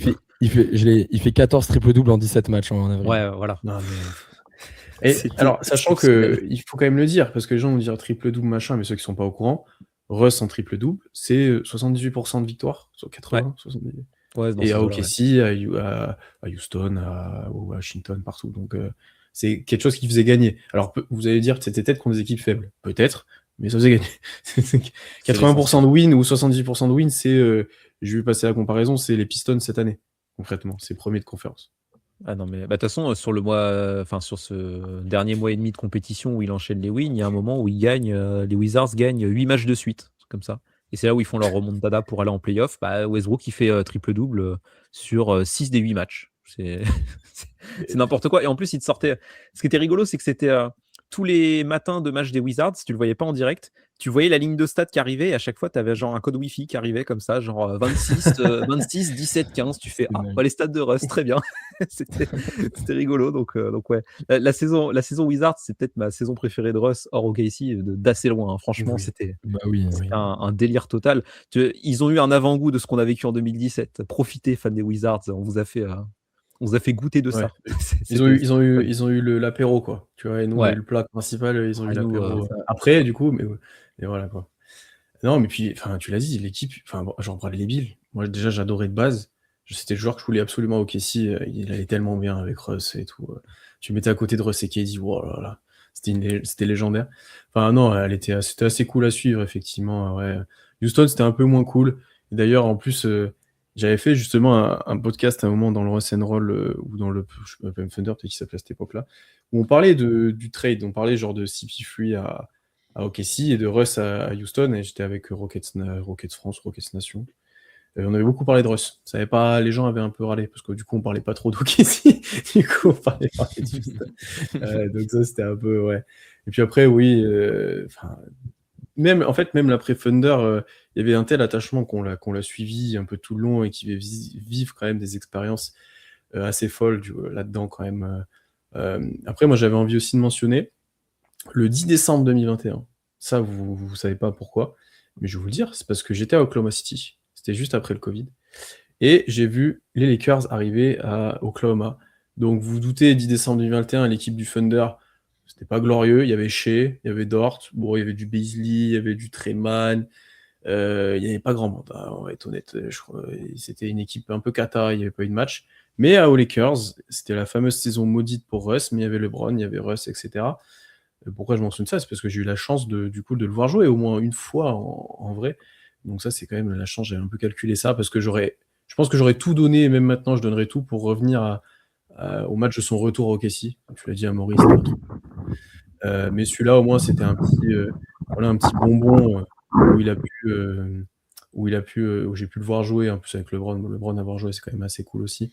Russ, d'ailleurs, sur ce match-là, est plutôt moyen. Il est assez discret. Il y a juste, en vrai, il y a une ou deux actions où genre il prend la balle au rebond, il fait un coast-to-coast, et là tu te rends compte de la vitesse du gars. Tu fais oui d'accord, et ben très bien. Et alors j'étais bien placé, mais j'étais quand même assez loin. Tu fais mais c'est à ce point-là en fait. C'est genre vraiment, c'est ok, très bien. Donc non, l'aspect athlétique est démentiel à la télé, mais en vrai c'est encore plus démentiel. Donc vraiment ouais, c'était quand même un souvenir où j'ai pu voir jouer Russ. Et d'ailleurs, sur ce match-là, Treyman met un énorme poster sur je sais plus qui. C'est une des actions, de la meilleure action en carrière de Treyman. Il met un poster de malade. Donc ouais, c'était un souvenir quand même, je voulais mentionner. En vrai, ce que j'avais vu, Team USA, il n'était pas dans celle-là. Et là, au moins, j'ai pu pouvoir jouer, donc c'était assez cool. Ouais. Tu m'étonnes qu'en vrai, ça doit être sympa. Ton avis, Pierre, est-ce que c'est Westbrook ou De'Aaron Fox le joueur le plus rapide de NBA? Parce qu'il y avait eu je dis ça parce qu'il y avait eu cette phrase-là à l'époque où De'Aaron Fox Tronky. C'est dur à dire, il faudrait le mesurer, mais c'était pas la même époque. En plus, Fox était quand même bien plus jeune. Ouais. Je trouve que Fox allait peut-être plus vite d'un point A à un point B, tu vois, en étant arrêté. Mais en fait, Russ était moins arrêtable. Je sais pas comment te dire. Je suis d'accord. Tu avais une puissance qui se dégageait. Vous regardez la highlight là récemment de Russ, il y a des coast-to-coast où il a tout le long un joueur à côté de lui. Ça l'arrête pas, il met un énorme tomard. Alors que Fox, c'est plus si tu es à côté de lui et que tu fais la course, il va te battre, par contre, tu vois. C'est pas la même sensation. Fox, c'est de la vitesse pure. Russ, c'est je sais pas, c'est de la puissance. C'est un tank. C'est un boulet de canon. Tu vois, Russ, Fox, c'est un joueur qui va vite. Et Russ, t'avais vraiment l'impression de voir un sprinter à la Maurice Green de l'époque, très tranquille, très petit, qui courait pleine balle, quoi, qui était inarrêtable. Tu vois, si tu te mets devant, tu te fais éclater, concrètement. Ouais. Je dis ça parce qu'à l'époque, c'était saison rookie, je crois, où Fox avait déclaré je suis le joueur le plus rapide de NBA, un truc comme ça. Et juste après, il y avait eu un Thunder Kings et Ross avait blow by Fox et je crois qu'il n'y avait pas panier, mais il avait obtenu des lancers, un truc comme ça. Et il l'avait regardé en mode no, comme ça. Et après, il avait déclaré ouais, mais moi, je suis plus rapide avec la balle, un truc comme ça. Oui, il y avait eu ce débat-là avec la balle. C'était rigolo, ça montre bien l'esprit de compétition du gars aussi. Et pour aller aussi sur le truc de la puissance, la célébration Rock the Baby aussi. de Russell Ah Westbrook. ouais, je l'avais On en oublié, mais parlait. bien Où, sûr. Ouais. dès qu'il arrivait à enfoncer un mec ou plus puissant que lui, et cetera, il disait: «Bah, je te berce pour dormir» et d'ailleurs, il y a d'autres joueurs qui l'ont repris. J'ai vu un highlight de Klay Thompson qui l'avait repris. Il y a même des mecs en NFL et il y a même Patrick Beverley qui l'a repris contre OKC, Oui, évidemment. bah, Beverley qui l'a fait. Ah voilà. Logique, voilà. C'est vrai que Mais j'avais ouais, voilà. oublié ça, mais l'époque où il jouait, l'époque où il jouait que des post-up parce qu'en fait, il s'est rendu compte qu'au-delà de l'Ebloba, il pouvait poster tous les joueurs. Ouais, 2 fois par match, tu avais le baby comme ça. Ah, c'était assez drôle et même des fois sur des joueurs grands, hein. C'était assez drôle, ouais. Et puis même, il y en a un sur John Wall, des trucs comme ça, c'est pas des Ouais. peintres, hein, mais Après, je vous avoue, des fois, il la faisait un peu quand on était mené. Notamment, bah, tu parlais d'expérience dans le stade. Moi, j'ai eu le dernier match de Russ à domicile avec le Thunder en playoff, Game 4 contre Portland. Il fait un rock de baby à -8, on perd de 15. Je vous avoue que j'étais un peu frustré. Mais bon, en même temps, quand tu célèbres, on est les premiers. À chaque fois, les joueurs NBA disent bah, faut pas célébrer que quand t'es devant. Ah oui. Et pour compléter, Tom, ta petite série de stats sur la saison face à Washington, il y en a des pas mal, hein.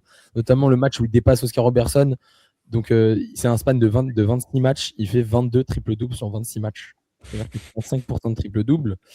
Mais vous disiez pourquoi il n'est pas All-Star. Je ne sais pas si c'est si injuste que ça, parce qu'en gros, Russ, vraiment, la deuxième partie de saison, il est vraiment exceptionnel post-All-Star break. Pré-All-Star break, j'ai pas les stats sous les yeux, mais en gros, bah, pour vous dire, hein, du coup, post-All-Star break, il y a 38 matchs. Parce que bah, c'était la saison post-Covid où la saison se finit en mai, enfin, c'est une guerre qui se finit en mai, etc. Donc en gros, en 38 matchs, il est en 23,6 points, 12,8 rebonds et 13,1 une passe en 38 matchs. C'est-à-dire que c'est pas un petit sample, quoi. C'est vraiment, en gros, le mec est monstrueux tout simplement. Et il fait passer du coup Washington qui est en 17 victoires, 32 défaites. Et ils finissent en 17-6 et du coup ils sont en 34-38, ils finissent 8e. Je crois qu'ils gagnent leur match de play-in, il me semble, et du coup ils vont en play-off. Ou alors c'est peut-être directement les play-offs, mais je pense qu'il y a un match non, de je play-off crois pas avant qu'il y ait ça. play-in à l'époque. Ah Mais ouais? ce que je crois, le Je play-in, pense pas, c'était ouais. l'époque Memphis qui est perdu contre Golden State, je crois. C'était Ouais, mais les prémices du play-in et je crois pas qu'il y avait le play-in à cette époque-là. non, il me semble qu'il bat Russell Charlotte en Washington. play-in. Si mes souvenirs sont bons, il bat Charlotte en play-in, Je mais sais plus. je dois vous confirmer ça. Vous savez quoi? On va faire de la recherche Bah ouais. live, comme d'habitude. Ça doit pas se jouer à grand Ils chose, finissent ouais. La nouvelle. ils finissent 8e en 34-38. En plus, Ouais, c'est une c'est ça, ils saison sont 8e. c'est une Ils jouent saison Charlotte tronquée. en play-in, il me semble. Si mes souvenirs sont bons. Parce Et que. ouais. Et à Washington, j'en ressors deux aussi. Il y a deux Vas-y. triple-doubles qu'il a fait contre Washington qui sont assez lunaires.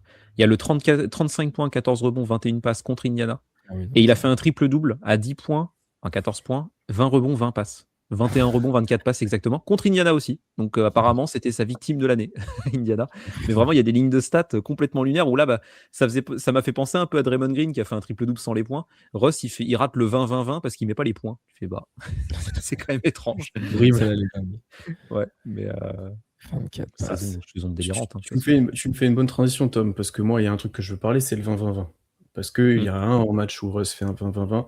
C'était le deuxième, à le faire à cette époque-là. Il y a eu Jokic qui en a fait un après. Là aussi, on pensait que c'était un truc difficilement atteignable. Et ce qui est fou en fait sur ce match-là, au-delà du 20-20-20, où en fait il est pas si adroit que ça, il force un peu des tirs. Billy Donovan le laisse sur le terrain à la fin pour qu'il prenne les derniers rebonds, qu'il finisse bien ses stats, etc. Mais ce qui est assez fou, c'est qu'il est fait exprès. C'est qu'il est fait exprès parce qu'en fait, t'as Nipsey Hussle qui est mort quelques jours avant, qui est décédé quelques jours avant, c'était un de ses meilleurs amis, un rappeur de LA qu'il avait rencontré, qui était devenu très ami, etc. Et en fait, pourquoi il voulait faire 20 plus 20 plus 20, c'était pour faire 60, et que Nipsey Hussle venait du Rollin 60, c'était un des quartiers ou un des trucs de là-bas. Donc en fait, ce qui est fou dans cette performance, que je vous invite à aller revoir, déjà la domination sur ce match-là, pour faire 20-20-20, déjà c'est assez fou. Mais c'est le fait de vraiment dire, avant le match, je vais faire ça ce soir, parce qu'il y a une signification, etc. Je pense comme ça, parce que ça se trouve, il aurait fait 30-20-10, ça marchait pareil. Enfin, vous voyez ce que je veux dire, on ne sait pas. Mais en tout cas, il y avait cette signification-là. Il demande à Billy Donovan de ne pas le sortir. Au final, quand il fait le 20-20-20, qu'il a le temps mort, il célèbre avec les fans et il dit bah, c'est pour Nipsey, etc. Donc il y avait vraiment une signification, et c'est là qu'on se rend compte de la domination qu'il pouvait avoir et l'impact qu'il pouvait avoir all around, parce que quand tu décides de faire un 20-20 et que tu le fais, ça te pose quand même le niveau d'un joueur, concrètement, sur le triple-double, sur tout ça, quoi. Vraiment. Et puis, c'est une des perfs qui est, au final, pas si souvent que ça discuté, parce que vous avez parlé des matchs au Wizard, mais ok, si, même l'année 2016-2017, mais même d'autres, il y a des 50-10-10, il y a des trucs. Enfin, Luka l'a fait quelques fois, mais ça n'existe pas. Sinon, normalement, ces lignes de stats-là, voilà. Il y a des matchs, c'est lunaire. Il y a les clutches, enfin voilà, il y a plein de choses, mais le 20-20-20 reste quand même ultra marquant. Il y a plein de trucs autour de ça qui sont assez forts, quoi. Ah, 20-20-20, de toute façon, soit t'as un guard athlétique, soit t'es Jokic, donc un pivot passeur d'élite, quoi. Mais sinon, c'est impossible. C'est complètement dingue. En plus, c'est vrai que rendre hommage à un mec de Los Angeles en faisant ça contre les Lakers, je sais pas si ça Qui était ajoute un nul à truc ou pas, l'époque, mais qui était ouais. pas fou à l'époque. Oui, Ouais, c'était pas bien. terrible. Mais ouais, non, c'est une perf de dingue, surtout de l'annoncer. Je crois que oui, il était mort 2 jours avant, un truc comme ça, son pote. Donc ouais, c'est une des nombreuses performances légendaires de Russ, quoi. C'est exceptionnel. Ouais, performance qui, je crois que 20 rebonds, enfin plus de 20 rebonds, plus de 20 passes, ça a été fait 4 fois du coup dans l'histoire de la NBA, donc 2 fois par Russ, donc le fameux match Indiana, ce fameux match contre Nipsey. Enfin, en fait, le gars a juste, après encore une fois, tu l'as dit Pierre, on ne sait pas si c'est 20-20-20, 40-10-10 ou 30-20-10, mais 20-20-20, le gars annonce un truc qui n'a pas été fait depuis Will Chamberlain. Donc à un moment donné, on est obligé de se dire, bah le gars est fou, enfin, il est fou de penser à ça. Et en plus de le réaliser derrière, de faire la célébration dans le 4e quart-temps, qui a tourné partout, franchement, c'était parfait. Et en plus, tu gagnes le match. Si les Lakers sont nuls, oui, mais il n'a pas fait son 20-20-20, on perd de 60 points parce que monsieur, il prend tous les tirs, il prend tous les rebonds. Il pouvait se permettre de le faire parce que c'était une équipe qui n'était pas très forte en face. Les Lakers, tout le symbole, ce match-là, représente aussi bien la mentalité de Russ de why not? On a fait que d'en parler. Why not faire le 20-20 face aux Lakers sur ce match-là, quoi. Et je sais pas si on l'avait redit, mais il y avait bien du play-in. C'était un play-in contre Indiana et contre Ok. Boston. C'est Indiana, d'ailleurs. Bien, Ils bien, perdent contre Boston en play-in et ils gagnent après pour se qualifier. Et ils perdent en 5 contre les Sixers avec les Wizards. Bon, on Ouais. menait 3-0. Je pense qu'il n'y avait pas trop de doute sur l'issue de cette série, je crois. Bon, messieurs, il est temps vraiment cette fois de parler de 2016-2017, pardon. On l'a dit à travers un petit peu. Moi, le point sur lequel j'ai envie d'insister sur cette saison-là, on l'a déjà dit un peu, c'est qu'il a amené une équipe. Vous regardez le roster, vous regardez l'âge des joueurs, etc. Parce que vous allez me dire, oui, il y a Sabonis. Ouais, Sabonis rookie qui joue off-ball, poste 4 et qui prend des tirs extérieurs. Voilà. Il y a Steven Adams, il y a Oladipo qui est pas un mauvais joueur et qui est plutôt bon. Il y a Robertson. Après, c'est du Semaj Christon. Je sais même plus s'il y a d'autres. Il y avait Doug McDermott, non?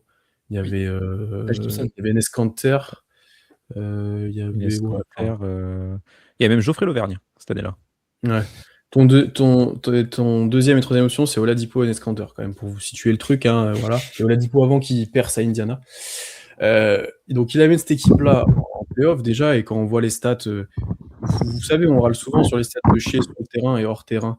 Vous regardez la même chose pour Russ cette saison-là, c'est lunaire, la différence, notamment en playoff, sur les 3-4 minutes où il joue pas, tu prends un moins 15. Bon voilà, concrètement. Et surtout, cette année-là, comment il arrive à faire ça? Bon, il prend une quantité de tirs, d'usage, de tout ce que vous voulez, que je pense qu'il n'y a presque aucun autre joueur dans l'histoire qui est capable d'assumer ça. Peut-être Harden, peut-être des joueurs comme ça, mais voilà, on est sur ce niveau-là d'élite d'usage, mais surtout dans le clutch. Les clutch, soir après soir.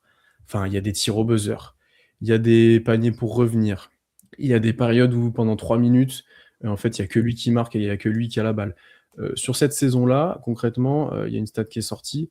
Il met 72 tirs, je crois, dans le clutch. Non, il met 75 tirs, pardon, dans le clutch. Il y en a 72 qui ne sont pas assistés. Et je crois qu'il n'y a que lui, concrètement, qui marque. Voilà, il met 75. Les restes de l'équipe en met que 45, voilà, dans le clutch des tirs, concrètement, sur des passes décisives de Westbrook, du coup, concrètement. Et en fait, cette saison-là, il est premier au point par match dans le clutch. Il a 6 environ. Premier sur le nombre de tirs marqués dans le clutch. Premier au plus-minus dans le clutch. Et il a un PER, en tout cas à un moment dans la saison, à plus de 50 dans le clutch. La moyenne de la ligue est à 14,7 cette saison-là. Voilà, c'est juste pour vous situer les clutch réalisés. Et encore une fois, vraiment, regardez le nombre de buzzers qu'il y a. Il y en a contre Orlando, il y a forcément le 9 avril 2017, on en reparlera aussi. Il y en a à Boston, où il tire sur la gueule de Brown. Enfin voilà, il y a des trucs de malade. C'est des trucs de fou. Il y en a tous les soirs. Et c'est ça que moi j'ai envie de partager, c'est que tous les soirs, alors c'est une période où j'étais étudiant, je pouvais me lever tous les soirs, regarder les matchs tranquillement. J'avais encore de l'énergie le lendemain. tous les soirs, tu savais que tu allais avoir un spectacle de malade. Enfin, parce qu'il y allait avoir un truc de fou. Tu avais ce suivi du nombre de triple-doubles. Est-ce qu'il allait battre ou pas? Est-ce qu'il allait être en triple-double de moyenne? Ah ouais, là, il a 2 passes de moins. Est-ce qu'il va le battre, etc. Tu avais les clutches légendaires. Tu avais les actions légendaires. Tu étais frustré du reste de l'équipe, mais bon, tu avais tout ça. Et puis, le paroxysme, c'est le 9 avril, où en plus c'est mon jour d'anniversaire, donc forcément le message est encore cool, où il bat le record d'Oscar Robertson sur les 41 triple-double sur l'année. Voilà, il y a ce que je disais en préambule, je suis pas sûr que tu peux revivre ça un jour dans l'histoire d'un fan vis-à-vis d'un joueur. J'ai envie de comparer ça avec dans le niveau de domination du joueur avec LeBron en playoff. Alors c'était pas le niveau, mais LeBron avec les Cavs en playoff où il est tout seul. C'est un peu le même ressenti, je pense, où en mode le gars est tout seul, il fait tout ce qu'il peut et voilà. Ouais, LeBron 2018, quoi. Où c'est J.R. Smith, son lieutenant. J'exagère, mais ouais, c'est une saison lunaire. Moi, j'ai le souvenir frais en tête du buzzer contre Sacramento, parce que le commentaire est génial. Mais ouais, on parlera de match contre Denver après, qui est je sais pas si j'ai déjà vu. Je pense que c'est mon match préféré de saison régulière, je pense. En tout cas, d'un joueur. Après, le match est horrible. Hein. Ah, le match est pas beau. Le triple-double est validé sur un tir de Semash Criston. Quand même, voilà, bravo, la question la plus Thunder Quiz. Voilà, exactement. Mais moi, j'ai envie de parler de la perf contre Orlando. La ligne de stats, 57 points, 13 rebonds, 11 passes, déjà. C'est pas mal. Après, il aura été battu par Harden qui fait un triple-double à 60 points. Je sais plus si c'est la même année ou l'année d'après. Mais parce que Harden fait une saison régulière de malade aussi. Hein. Mais il y a le débat MVP en vrai, parce que c'est ça qui est fou. C'est que les Rockets sont très forts, Harden est exceptionnel, et Westbrook, en faisant ça, il y a un débat pour le MVP. Il y a vraiment des gens qui étaient pour, contre, etc. Anecdote, j'étais aussi à la fac à l'époque, et je suivais cette saison avec un pote fan des Rockets et d'Harden. Autant vous dire que quand on se pointait en cours le matin, ça argumentait très fort pendant toute la saison. T'avais des choses à dire. Voilà, il y avait de quoi parler. Et en vérité, peut-être que sur la saison, Harden est peut-être un meilleur joueur, plus efficace, etc. Mais en fait, comme tu l'as dit, Pierre, tous les soirs, quand tu voyais Russ, c'était un spectacle, quoi. C'était le show Russell Westbrook et tu savais pas ce qui allait se passer, mais tu savais que tu allais voir un truc de ouf. En fait, ça a rythmé toute la régulière, c'était complètement dingue. Et pour revenir à ce match contre Orlando, donc la ligne de stats que je vous ai dit qui est complètement dingue, il plante un 3 points, un tir à 10 mètres, je crois, ou du logo, un truc comme ça pour égaliser et arracher la prolongation. Plus il y a victoire en prolongation à Orlando. Le match est légendaire, vraiment. C'est même pas celui dont on parle le plus sur la saison de Russell Westbrook parce qu'il y a Denver, mais le match contre Orlando, il est complètement fou. Et ouais, j'ai revu des highlights du match, j'étais scotché devant l'écran. Vraiment, j'ai pas compris ce qui se passait. Et effectivement, c'est un des matchs qui symbolise le show Russell Westbrook où il était tout seul, mais il était tellement dingue, tellement en 1 contre 5. Enfin, c'était hallucinant, quoi. Franchement, regardez le match contre Orlando, quoi. Sur cette saison-là, Harden, il finit quand même en 29, 11, 8, et les Rockets sont en 55-27. Ouais, si tu es quand même, le débat avait des arguments quand même. Il était pas si loin du triple-double de moyenne, Harden. Hein. Non, pas du tout. Aussi, hein. Et c'est l'époque où il tirait 11 lancers francs par match. Voilà. C'est pour ceux qui aiment bien ça. Et 6 turnovers. Ouais. Donc c'était l'époque Harden où tout le monde s'écartait et on le laissait jouer. Voilà, quoi. Après, il a eu son petit MVP l'année suivante. Il peut nous laisser. Il nous a laissé 2 minutes. Merci à toi, James. Et ouais, pour parler d'un match, moi, le deuxième match de la saison contre Phoenix, tu sais pas encore que la saison va être all-time parce que forcément, deuxième match de la saison, il envoie un petit 50-10-10 tranquillement. Bon, il y a 44 tirs, hein, évidemment, pour envoyer 50-10-10, 2 sur 10 à 3 points. Et c'est le premier triple-double à plus de 50 points depuis Karim Abdul-Jabbar en 1975. C'est le deuxième match de la saison, de saison régulière de Russ. Voilà, donc il a un peu aussi planté le décor. Saison, on commence par 4 victoires d'ailleurs, où on a quelques espoirs avant de comprendre quand même que ça va être compliqué. Notamment, effectivement, les minutes sans Russ qui sont assez compliquées, on va pas se mentir. Mais si, ouais, je dois quand même mentionner, il y a des stats qui sont absolument dingues. Tu as parlé du match contre Orlando, où il égalise avec la planche un tir un peu, un peu chanceux, on va dire, ce match-là. Bon, évidemment, le match contre Denver. Et puis, il fait son fameux triple-double parfait. Le 6 sur 6 au tir contre Philadelphie. Bon, il prend 6 tirs. D'ailleurs, ce qui est son plus petit total de la saison, le deuxième plus petit total, il est de 11, mais c'est un blowout. Donc, en gros, dès qu'il joue plus de 30 minutes, il prend minimum 18 tirs par match. Ouais. Voilà. Surtout Sur la que saison, il en prend 24 de moyenne, donc c'est pas ouais, incohérent. voilà, tu vois? 24 de moyenne en comptant les blowouts, je peux vous dire qu'il y a des matchs à plus de 40 tirs où tu vois qu'il prend Après, 40 tirs, quoi. c'est moins de blowout qu'à l'époque, hein. Tu en as plus dans l'autre sens, Ah, peut-être même oh d'ailleurs. oui. Oh oui, oui. Attends, il y en a pas Après, il mal. tire, enfin, 34% à 3 points, 42% au tir. Bon, Non, c'est pas bon, ouais, 34% pour Russ, c'est à 30% en carrière, il me semble, donc 34%, c'est au-dessus de sa je crois que moyenne. c'est sa meilleure saison à 3 points de sa carrière quasi, hein, donc Ouais. Ouais, et c'est pas déconnant avec le volume qu'il avait, franchement mmh. 34% vu les tirs qu'il prenait, c'était un bon shooter et enfin franchement au tir, dans mes souvenirs, il y a le fameux mid-range où il est un peu injouable là, en sortie d'écran. Il pose son dribble, tout le monde a tellement peur qu'il aille dunker ou qu'il aille attaquer le cercle que, il avait de la place à mi-distance et du coup dans le 4e quart-temps, Russ tourne à 9,7 points de moyenne. D'ailleurs, il n'est pas premier puisque Isaiah Thomas de Boston, pas le Isaiah Thomas des années 90 est devant lui à 0,1 point de plus. Par contre, en plus-minus, dans ses 4e quart-temps, quand il est sur le terrain, on est à plus 142. Pour une équipe qui n'est pas première, pour une équipe qui finit 6e de conf.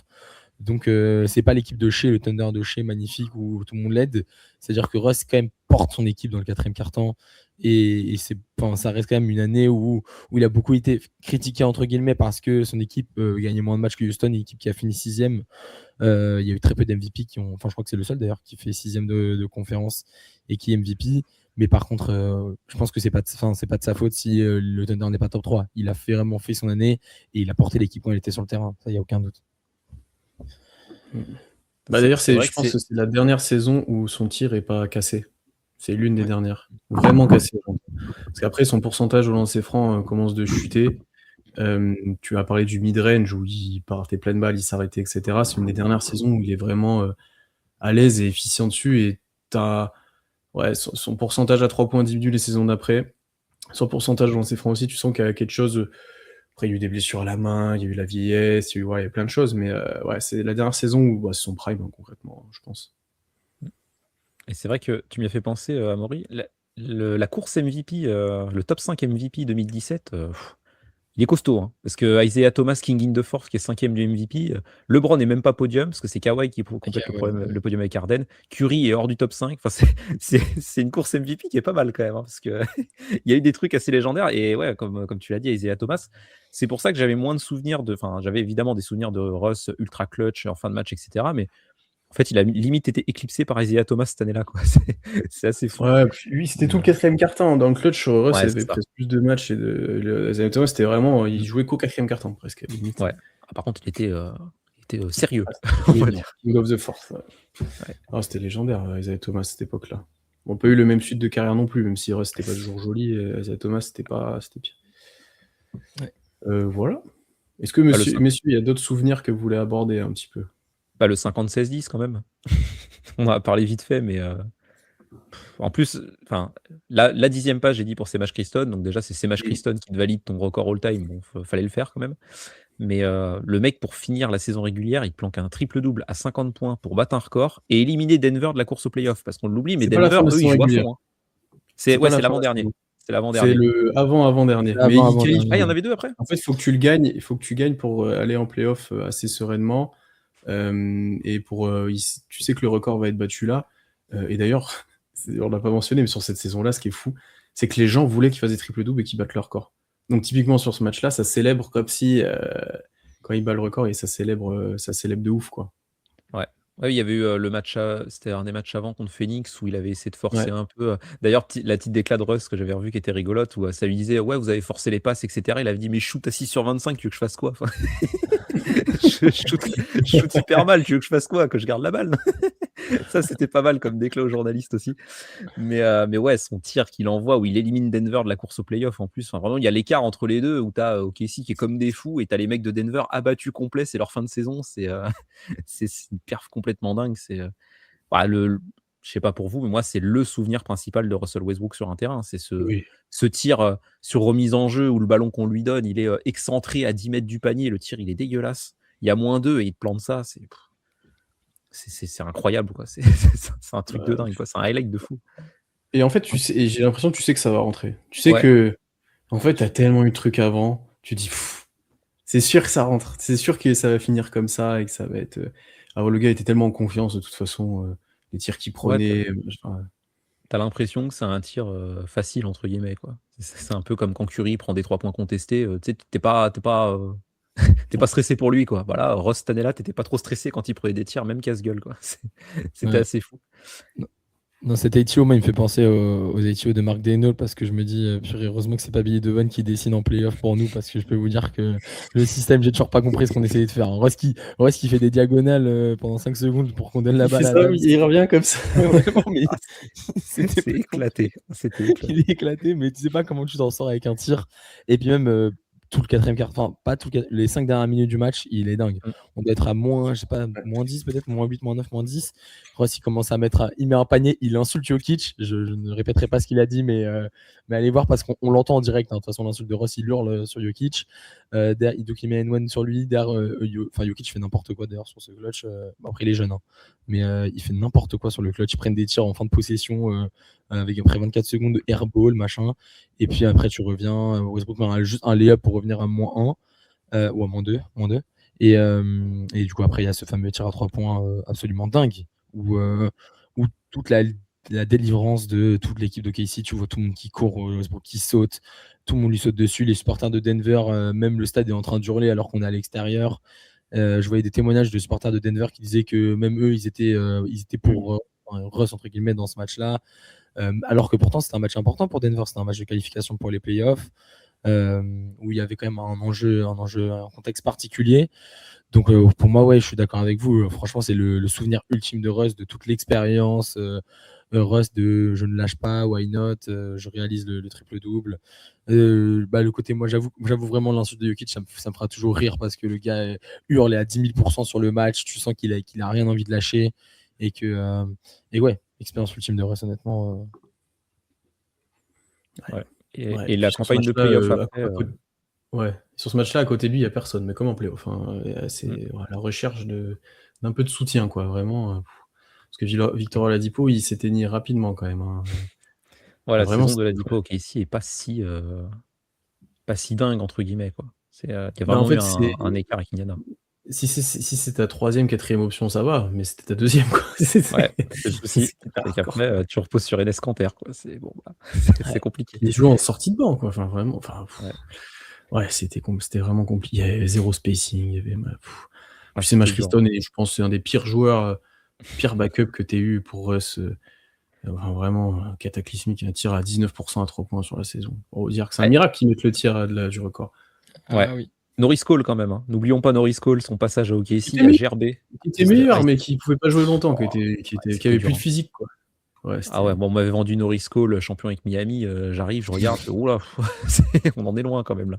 Non, mais il faut quand même se rendre compte, la rotation en playoff. Donc tu as Russ qui joue 39 minutes, André Robertson qui en joue 37. Très bien, mais tu t'apportes pas d'attaque parce qu'André Robertson, il tire à 41% en playoff, vous allez me dire, mais bon, pas 3 points, mais bon. Victor Oladipo qui joue 36 minutes et qui tire à 34% et à 24% à 3 points en playoff en 5 tentatives. Elle est horrible, ça série. Steven Adams, 31 minutes. Et après, c'est Taj Gibson, 23. C'est jeune Jeremy Grant à 22, mais qu'on aime bien, mais voilà.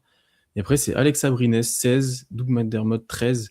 Semash Christon, 10. Kyle Zingler, 10. Et Enes Kanter, 9, parce que Enes Kanter ne peut pas jouer en playoff contre Houston. Voilà. Donc tu perds. C'est un concept, ça, vraiment. C'est vrai que la match-up en plus, Houston, elle était horrible parce que tu peux pas jouer sur ton interior scorer parce que les mecs sont trop forts pour te le sortir. C'est hallucinant. Tu m'étonnes que Russ. C'est le compteur de Donovan, hein, c'est celui-là. Ah ouais, non, c'est sale. Hein. Mais tu m'étonnes que Russ, il sort une série à 37,5 points, 11,5 rebonds, quasi 11 passes sur les 5 matchs. Elle est pas mal la série de Russ, alors il est pas très efficace, mais il tente plus de 30 tirs, il tente quasiment 13 points par match, 14 lancés. Enfin, c'était vraiment le max, quoi. Messieurs, un dernier souvenir où on passe peut-être à la suite maintenant pour Russ. Parce que moi, j'ai 2 petits quiz pour vous. 2 quiz, attention. Ouais. Savez-vous quand est-ce que Russ a raté son premier match? En plus c'est un purée d'Iron Man. C'est vrai qu'on n'a pas parlé des blessures, mais. C'est là, ouais, je sais pas. Parce qu'il en joue un avec un trou là où il a pris et après il a le masque là. Pour l'année 3, je pense. Ouais. 2011 je dis. 2011. C'est Game 3 des playoffs 2013, après qu'il se soit fait blesser par Pat Beverley. C'est le premier match qu'il a raté. La seule année sur les 5 premières années où il joue pas 82 matchs, c'est 66 matchs en 2011-2012 parce qu'il y a un lockout. J'ai vu ça, j'étais dingue. Vraiment, il ratait aucun match. Ouais. À OKC, pour vous dire, sur 11 saisons à OKC, il a raté 65 matchs, dont plus de la moitié sur la saison après sa blessure causée par Pat Beverley où il avait des soucis de genoux. Sinon, il ratait aucun match. T'enlèves la blessure, t'enlèves ceux où il est laissé au repos exprès. Même en 2017, il y en a un où il est laissé au repos le lendemain de ce match. Ouais, ça fait pas beaucoup. Parce qu'il a eu des trucs quand même. Hein. Il a joué avec un masque, il a pris des coups, il a eu des trucs à la main, il a eu beaucoup de choses quand même. Ouais, c'était pour souligner, c'est un Ironman de fou, quoi. Franchement, Ouais. il jouait tout le temps. Et deuxième chose, il est sur sa première année 4e du rookie de l'année. Ils sont 4 du coup à avoir eu des votes pour la première place. Il y avait 120 votants à l'époque, Russ en avait eu 2. Des votes pour les premières places. Savez-vous qui sont les 3 premiers? Je crois qu'il y en a un qui est évident. Ouais, D-Rose est premier à 111 votes, il est quasi unanime. Est-ce que c'est la saison Tyreek Evans ou je suis pas sûr? Non, parce qu'il est rookie de l'année, Tyreek Evans. Ouais, donc c'est la draft de Curry. Non. Bah, Ross, c'est la draft de Curry, non? Ah non, pas du tout, qu'est-ce que je raconte? Non. Draft 2009, il y avait qui? En fait, c'est plus retrouvé qui c'est qui a fait dans cette draft. Ils sont pas simples, franchement. Pour vous dire, il y a un joueur qui n'existe plus depuis longtemps et il y en a un, il a fait une belle carrière. Mais on parce que le numéro 1 en même temps que lui, en 2008. C'est D-Rose, non, le numéro 1 de la draft? Ouais. Oui, c'est D-Rose. Et c'est unanime, il n'y a pas de débat. Oui, D-Rose, mais très bon choix. Voilà. Oui, bien sûr. Qui c'est qu'il y a d'autres? Bon, si c'est D-Rose en 2, en 3. C'est dur.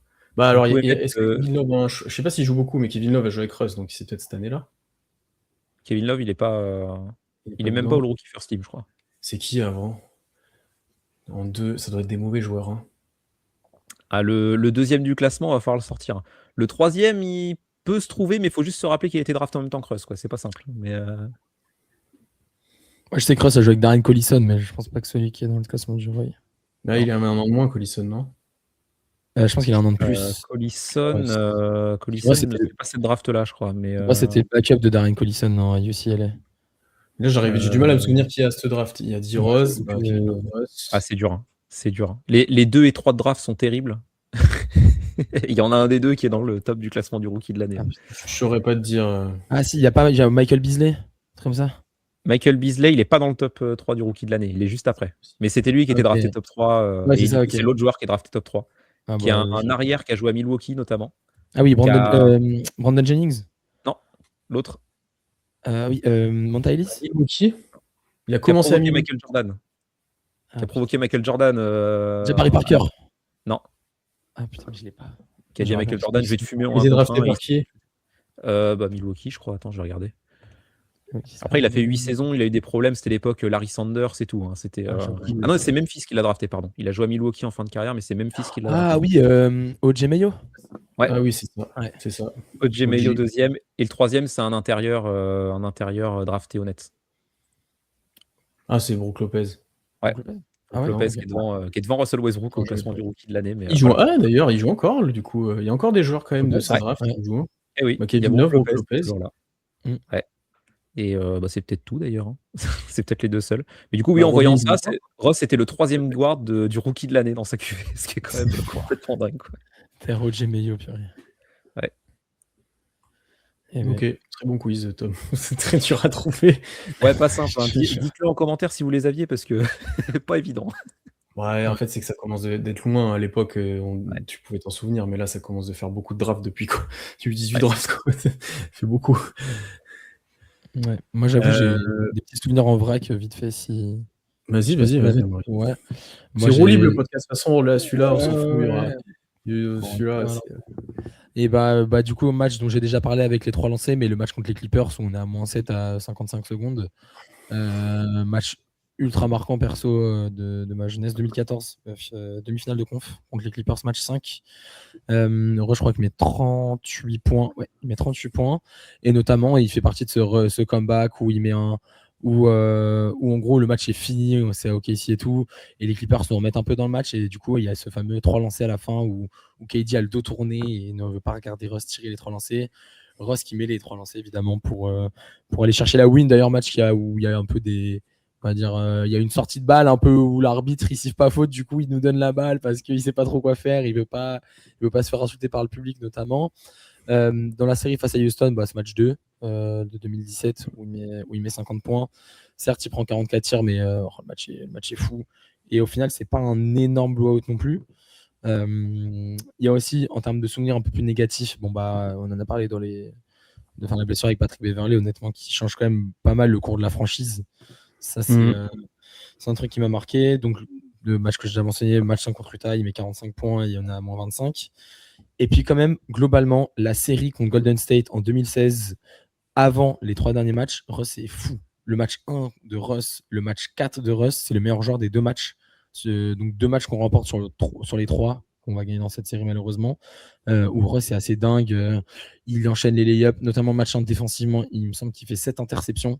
Il fait un match défensif exceptionnel où notamment, des fois, il se retrouve en switch sur Curry parce que c'est Robertson de base qui est mis sur Curry. Mais par contre, il y a pas mal de situations où il se met en switch sur Curry et Curry galère vraiment à passer Russ. Où on n'a pas parlé du côté défensif de Russ, mais Russ était aussi un des meilleurs défenseurs guard quand il s'imitait, en fait. Quand il n'avait pas 45% d'usage rate, ça pouvait être un très bon défenseur. Quand il jouait pas que les interceptions, quand il se met à défendre aussi. Exactement. Alors, il faisait pas la carotte, mais oui, du coup, excellent défenseur quand il voulait, notamment en playoff où donc, globalement les joueurs se mettent à défendre évidemment par rapport à la saison régulière. Donc voilà, moi j'avoue que c'est un peu les matchs qui m'ont marqué de Russ.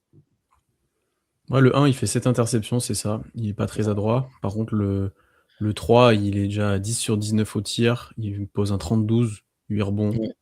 Et le 4, Pas mal. il est en 36-11, le 4.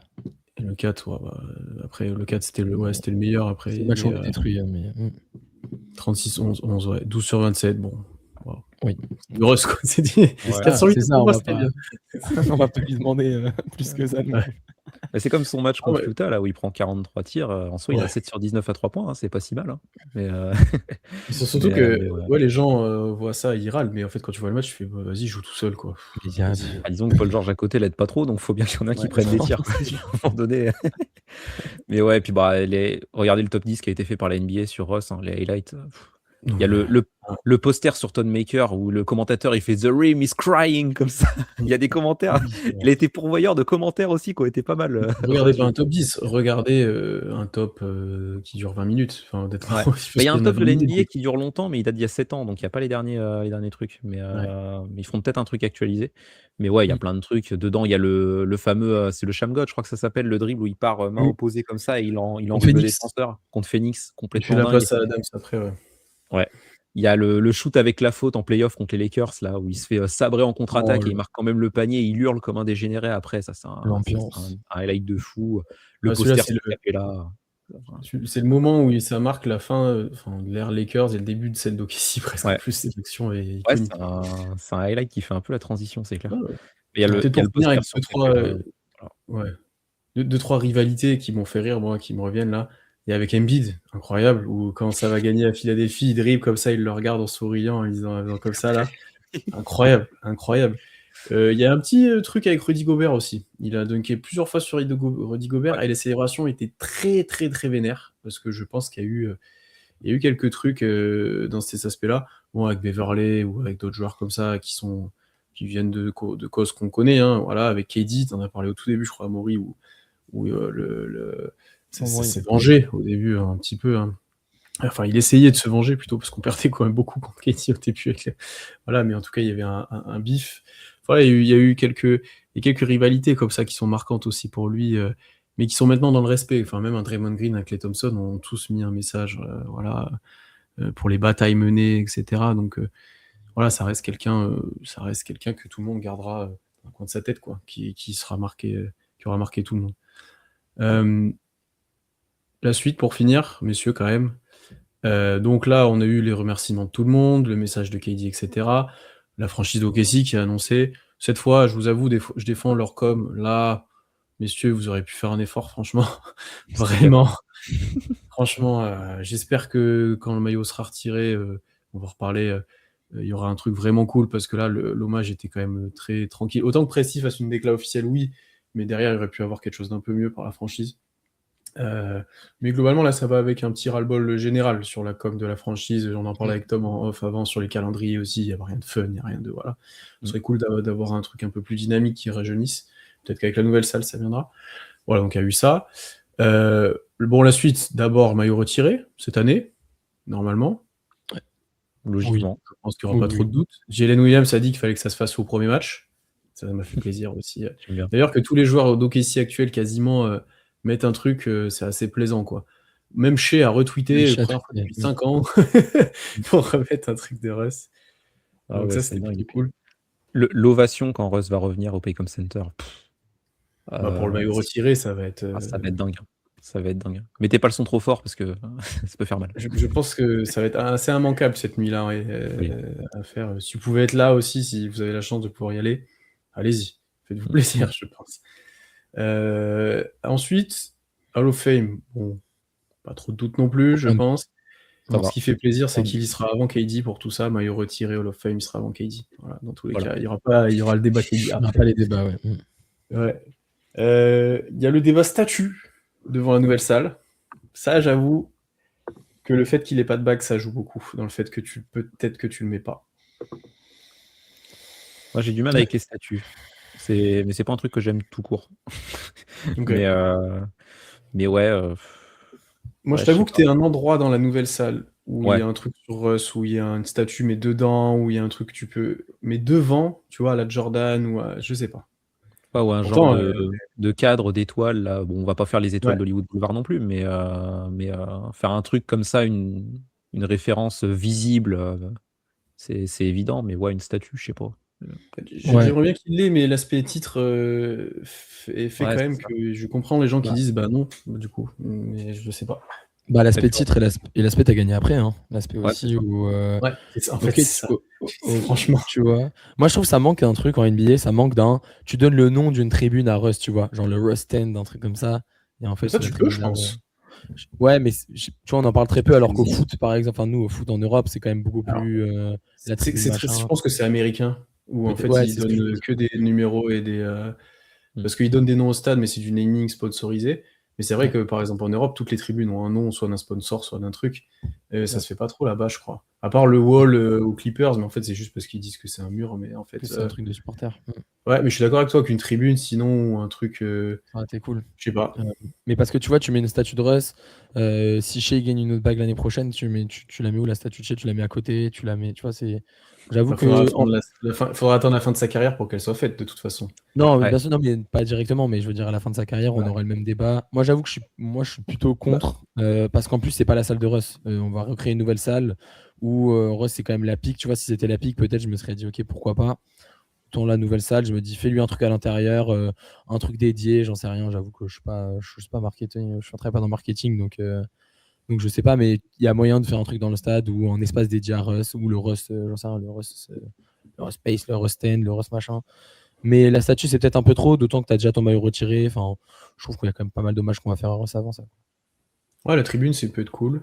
Après, je suis jamais allé à LA au Staples Center, enfin ancien Staples Center. Je sais pas comment sont faites les statues parce qu'il y en a plusieurs. Je sais pas où elles sont de côté, si elles sont. Ouais, si en gros, elles sont côte à côte. Elles sont genre devant le stade côte à côte. Moi, j'avoue que je trouve ça un peu surfait. Enfin, dans le sens où déjà, elles sont petites les statues. Moi, tu vois, je m'attendais à un truc majestueux, etc. Elles sont pas si grandes et en gros, elles sont vraiment côte à côte devant le stade comme ça. Tu les vois tous avant d'entrer dans le stade, quoi.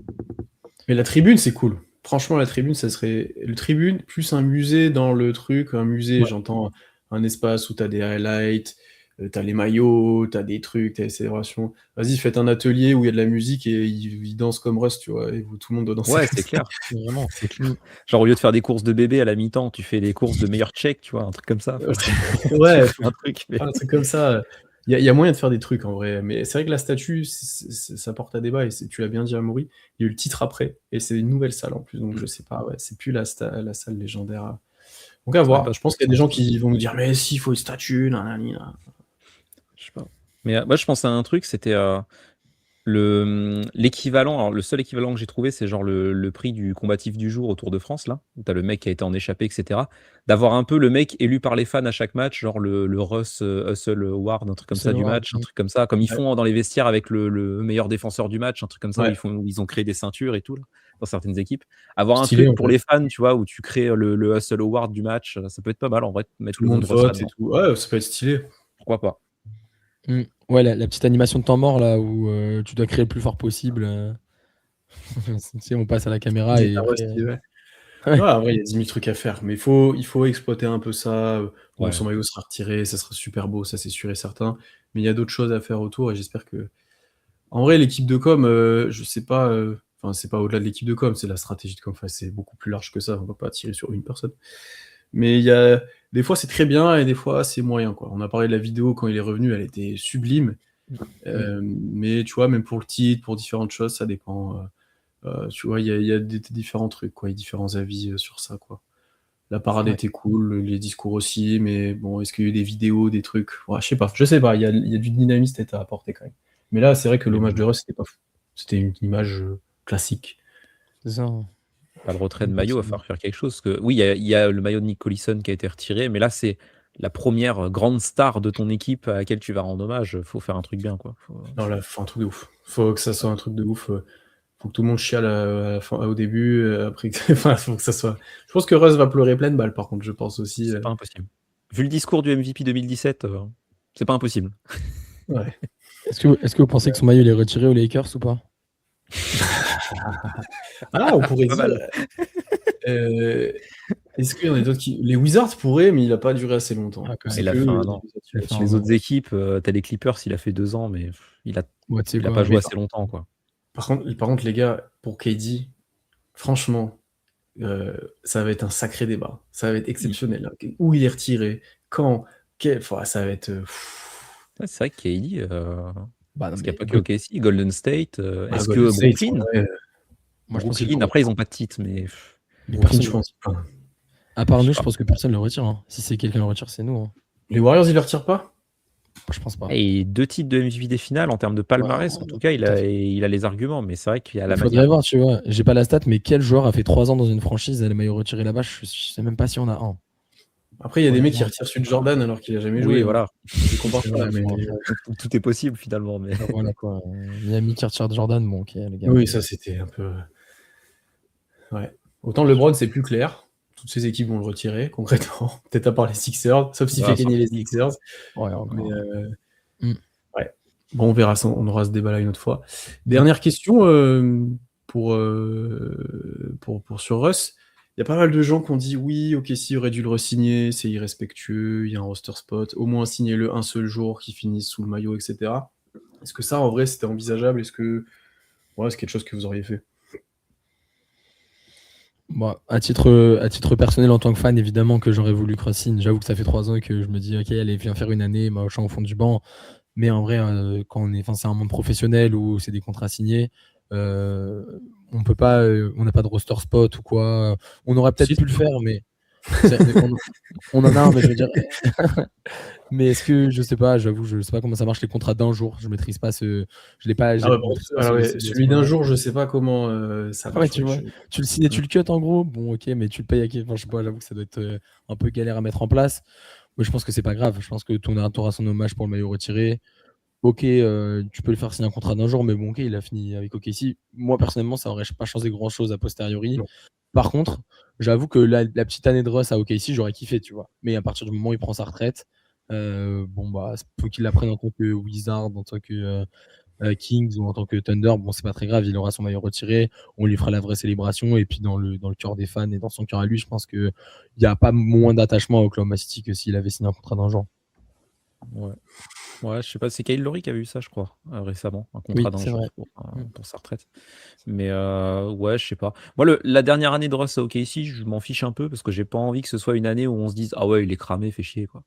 Il Genre va là, pas il jouer. part, il a fait sa saison aux Kings qui était pas mal individuellement. Bon, bah, Surtout voilà. qu'il va quasi pas jouer, les gars. Ou alors Bah, il c'est ça, va, ouais. il va nous frustrer plus qu'autre chose, je pense, hein. Vraiment, Bah, il va être en je- concurrence avec Topic, quoi. Enfin, pas qu'il est, respect, mais- qu'il est mauvais, mais en fait, Russ, il est pas du tout dans ce que tu veux faire. Genre Bah ouais, vraiment, c'est ça. Ouais, j'avoue. il faudrait qu'il reste sur le banc et du coup, ça nous frustrerait qu'il reste sur le banc. Ben, tu vois, c'est.